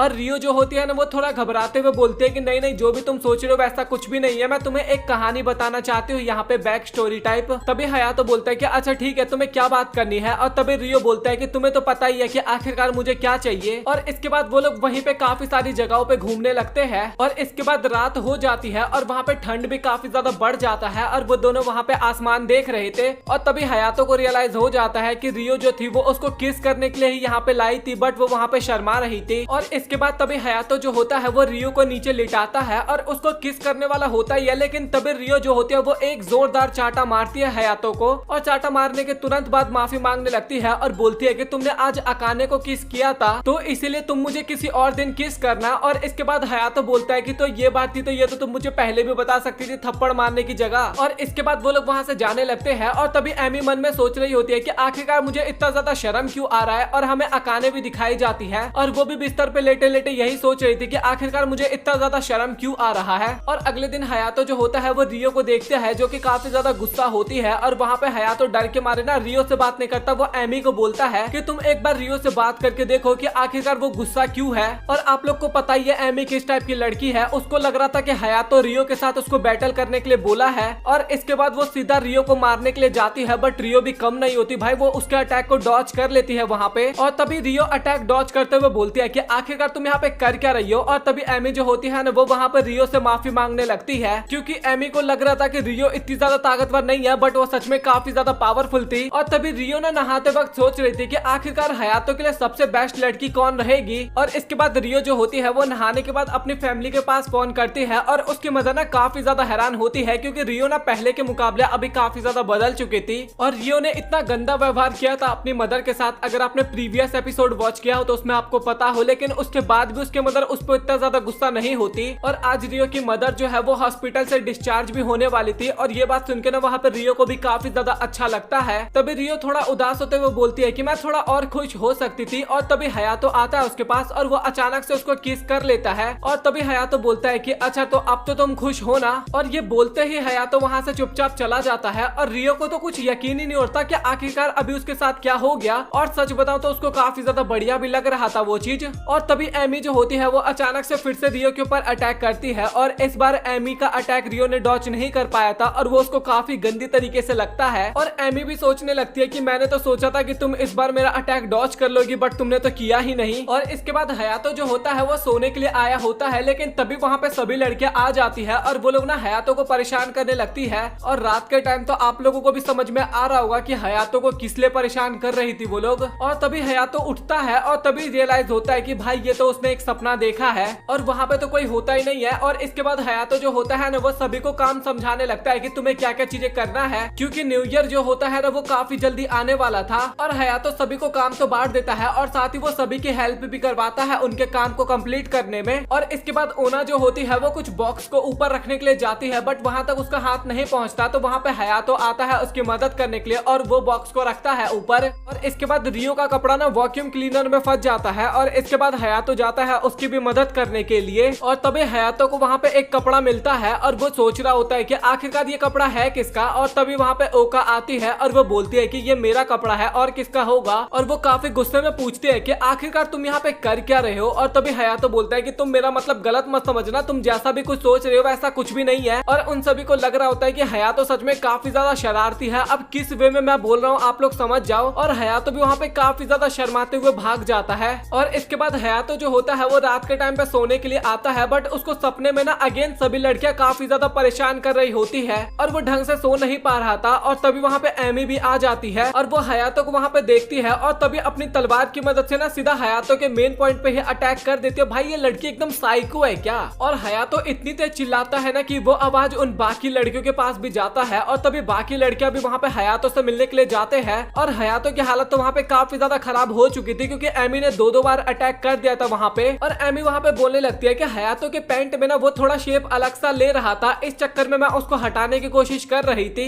और इसके बाद एमी जो होती है वहाँ पे हयातो से सॉरी बोलती है और इसके बाद ना वो एक दवाई लाती है। और वहाँ पे आप सभी लड़के आपस में डिसाइड करने लगती है कि आखिरकार हयातो को वो दवाई लगाएगा कौन। और इसके बाद हमें बाकी लड़के दिखाई जाती है, जहाँ पे आजुया जो होती है ना वो सोया का काफी ज्यादा मजाक उड़ा रही होती है। और आजुया ना सोया का मजाक इसलिए उड़ा रही थी क्योंकि ना सोया सभी को वहाँ पे काम करने के लिए दे रही थी और ये बाकी लोगों को बिल्कुल भी पसंद नहीं आ रहा था। और इसके बाद हमें सभी लोग दिखाए जाते हैं जो कि एक साथ बैठ के लंच कर रहे होते हैं। और एमी को ना वहाँ पे खाना काफी ज्यादा पसंद आता है और ओना वहाँ पे बताने लगती है कि हयातो की जो ग्रैंड मदर है ना उन्होंने ही मुझे सब कुछ बनाना सिखाया है और ग्रैंड मदर की वजह से मैं इतना अच्छा खाना बना पाती हूँ। और हयातो भी ओना का शुक्रिया बोलता है क्योंकि उसके वजह से उसका कैफे इतना अच्छा चल रहा है। और इसके बाद तभी ओका बोलती है कि अच्छा ठीक है, तो अब हम सभी लोग खाना खाना स्टार्ट करते हैं। और एमी को तो वो खाना काफी ज्यादा पसंद आ रहा था, ये तो मैंने आपको पहले भी बता दिया था। और वहाँ पे सभी लोग काफी ज्यादा खुश होते हैं और काफी मजे में खा रहे होते हैं। और इसके बाद हयातो अपने पास्ट की बातों को याद करने लगता है कि जब उसकी ग्रैंड मदर उसके लिए खाना बनाया करती थी तो हयातो को काफी अच्छा लगता था उसको खाने में और काफी मजे में खाता था वो। और साथ ही अभी प्रेजेंट में भी हम सभी लोग काफी इंजॉय करके खाना खा रहे हैं और ये सभी ना मुझे मेरी ग्रैंड मदर की याद दिलवाते हैं और सभी काफी ज्यादा खुश होते हैं वहाँ पे। और इसके बाद न्यू ईयर आ चुका होता है और सभी लोग ना प्रेयर करने के लिए ना मंदिर की तरफ जाने लगते हैं। और वहाँ पे मेला वेला भी लगता है ना, तो वहाँ पे सभी का खर्चा ना हयातो उठाने वाला था। तो वहाँ पे सभी लोग डिसाइड करते हैं कि हम तो काफी सारा सामान खरीदेंगे। और ये बात हयातो को बिल्कुल भी अच्छा नहीं लगता। और इसके बाद तभी हयातो के पास दो लोग आते हैं और वो उन दोनों से ना बात करने लगता है। और इसके बाद हमें सभी लोग मंदिर में दिखाए जाते हैं और सभी लोग अपनी इच्छाएं मांग रहे थे और मंदिर में प्रेयर कर रहे थे। और इसके बाद उन सभी के वापस जाने का टाइम हो जाता है। और इसके बाद वो सभी लोग आपस में बात करने लगते हैं कि आखिरकार तुमने विश में क्या मांगा। और वहाँ पे कोई अपनी फैमिली के लिए मांगा होता है विश, कोई अपनी मदर के लिए मांगा होता है, कोई अपने ब्रदर के लिए मांगा होता है, मतलब कि सिस्टर के लिए। और ये सब चीजें वो बता रहे थे, बट रियलिटी कुछ और थी। उन सभी ने एक ही चीज मांगा था और इसके बारे में आप लोगों को भी बताने की तो जरूरत है नहीं। उन्होंने क्या मांगा होगा एक बार आप लोग कमेंट सेक्शन में बताओ। अभी चेक कर लेते हैं कि कौन मेरी वीडियोस देखता है और कौन नहीं देखता। लेकिन जो ओना होती है ना वो सच बता देती है और मैंने मांगा है कि मैं हयातो की वाइफ बनना चाहती हूँ। और इस बात पे ना अकाने और रियो जो होते हैं ना वो ओना को काफी ज्यादा मजाक उड़ाने लगते हैं। और ओका भी बताती है कि मैंने इच्छा मांगी है कि हमारी फैमिली और कैफे इसी तरीके से चलते रहे और हम सभी लोग एक साथ रहते रहे हमेशा।